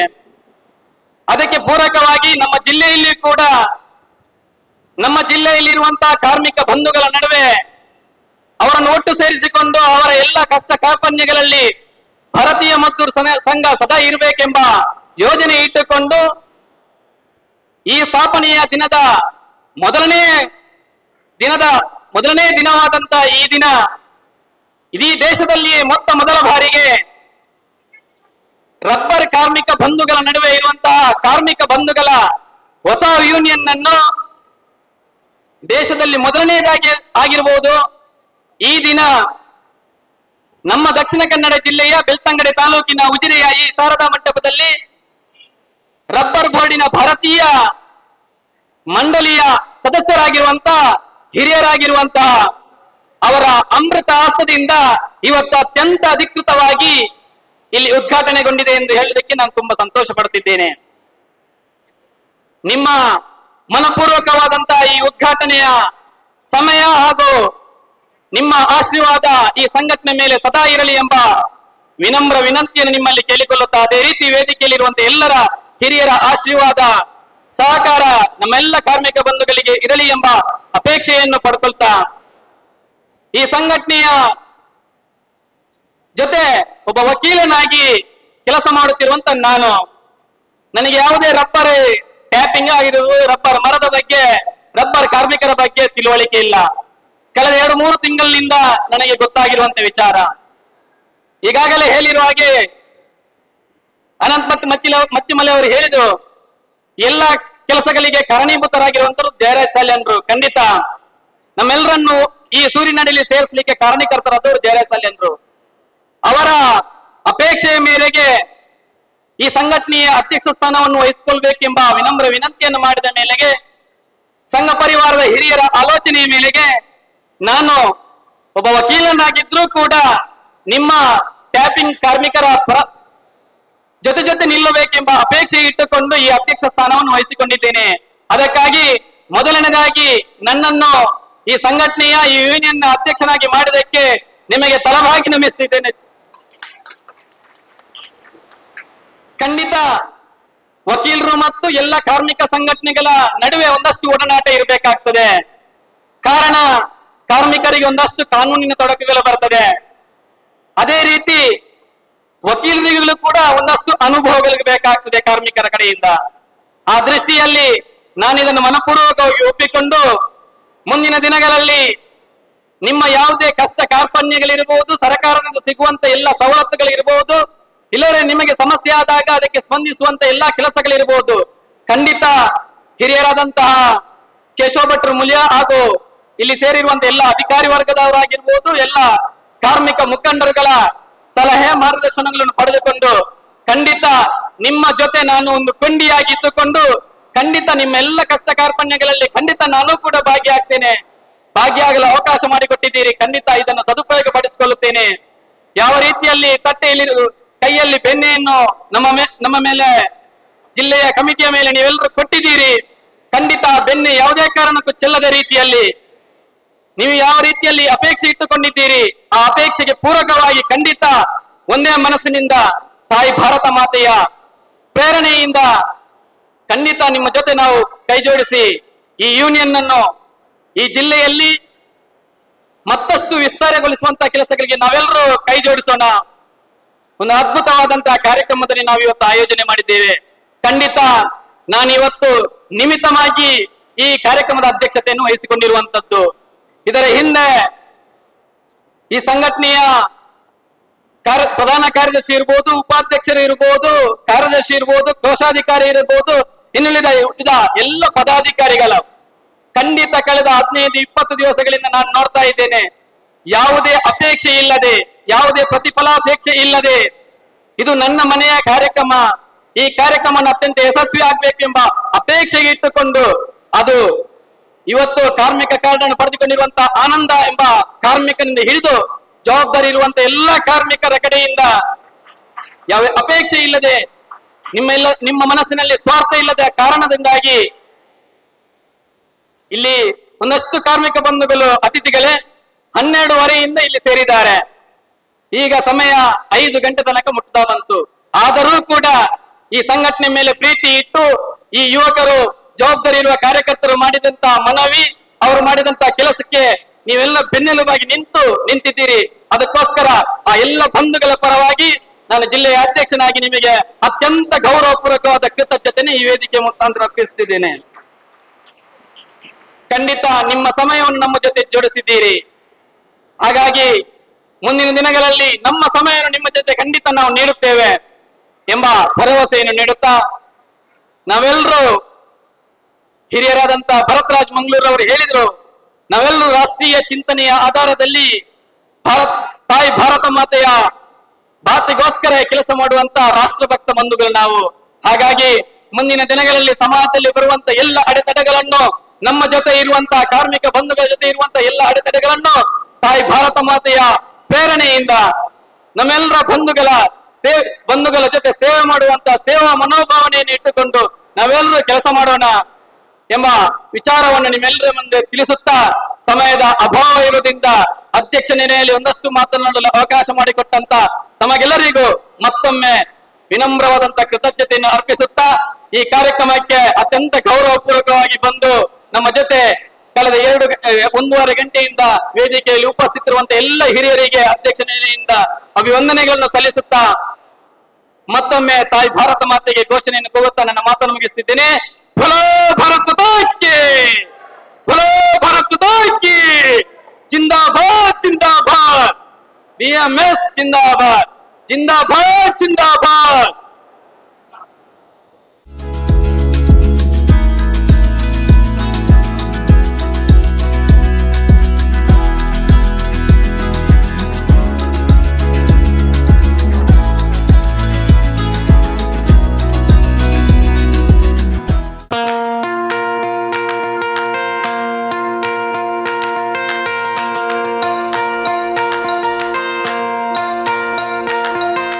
Dr. M.V. Shetty Institutions, Mangaluru. Empowering dreams and achieving greatness since 1985. Dr. M.V. Shetty College prides itself in its history of 38 years. It undertook path-breaking initiatives in Indian higher education with the introduction of innovative and modern curricula, insistence on academic discipline, imparting of holistic education, and adoption of global higher education practices with the support of creative and dedicated staff. First private college in Karnataka offering diverse healthcare programs offers you multiple of courses.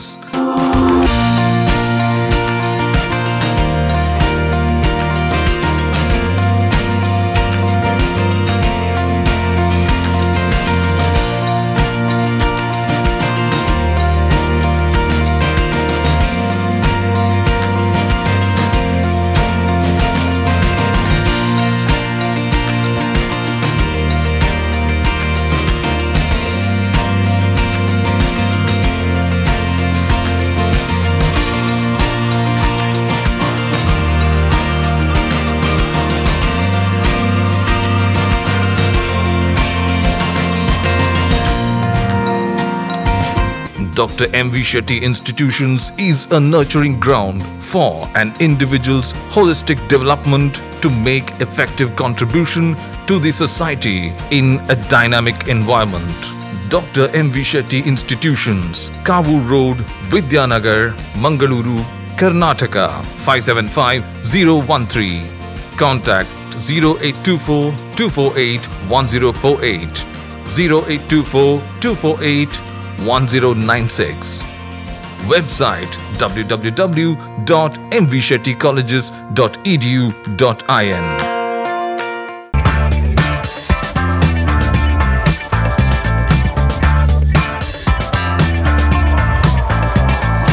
Chetana's beauty lounge, ನಿಮ್ಮೊಳಗಿನ ಸೌಂದರ್ಯದ ಅನಾವರಣದ ತಾಣ.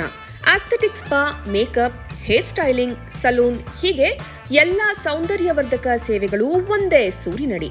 Chetana's educational foundation ಮೂಲಕ ವೈವಿಧ್ಯಮಯ beauty ಕೋರ್ಸ್ಗಳು. Makeup artist ಆಗಬೇಕೆಂಬ ಕನಸಿರುವವರಿಗೆ ಅತ್ಯುತ್ತಮ ಅವಕಾಶ. 2 ದಿನಗಳಿಂದ ಆರಂಭಿಸಿ 6 ತಿಂಗಳವರೆಗಿನ ವೈವಿಧ್ಯಮಯ ಬ್ಯೂಟಿ ಮೇಕಪ್ ಕೋರ್ಸ್ಗಳು. ಅಂತಾರಾಷ್ಟ್ರೀಯ ಮಟ್ಟದಲ್ಲಿ ಸೌಂದರ್ಯವರ್ಧಕ ತರಬೇತಿ ಪಡೆದಿರುವ ಚೇತನಾ ಎಸ್ ಅವರಿಂದ ನುರಿತ ತರಬೇತಿ.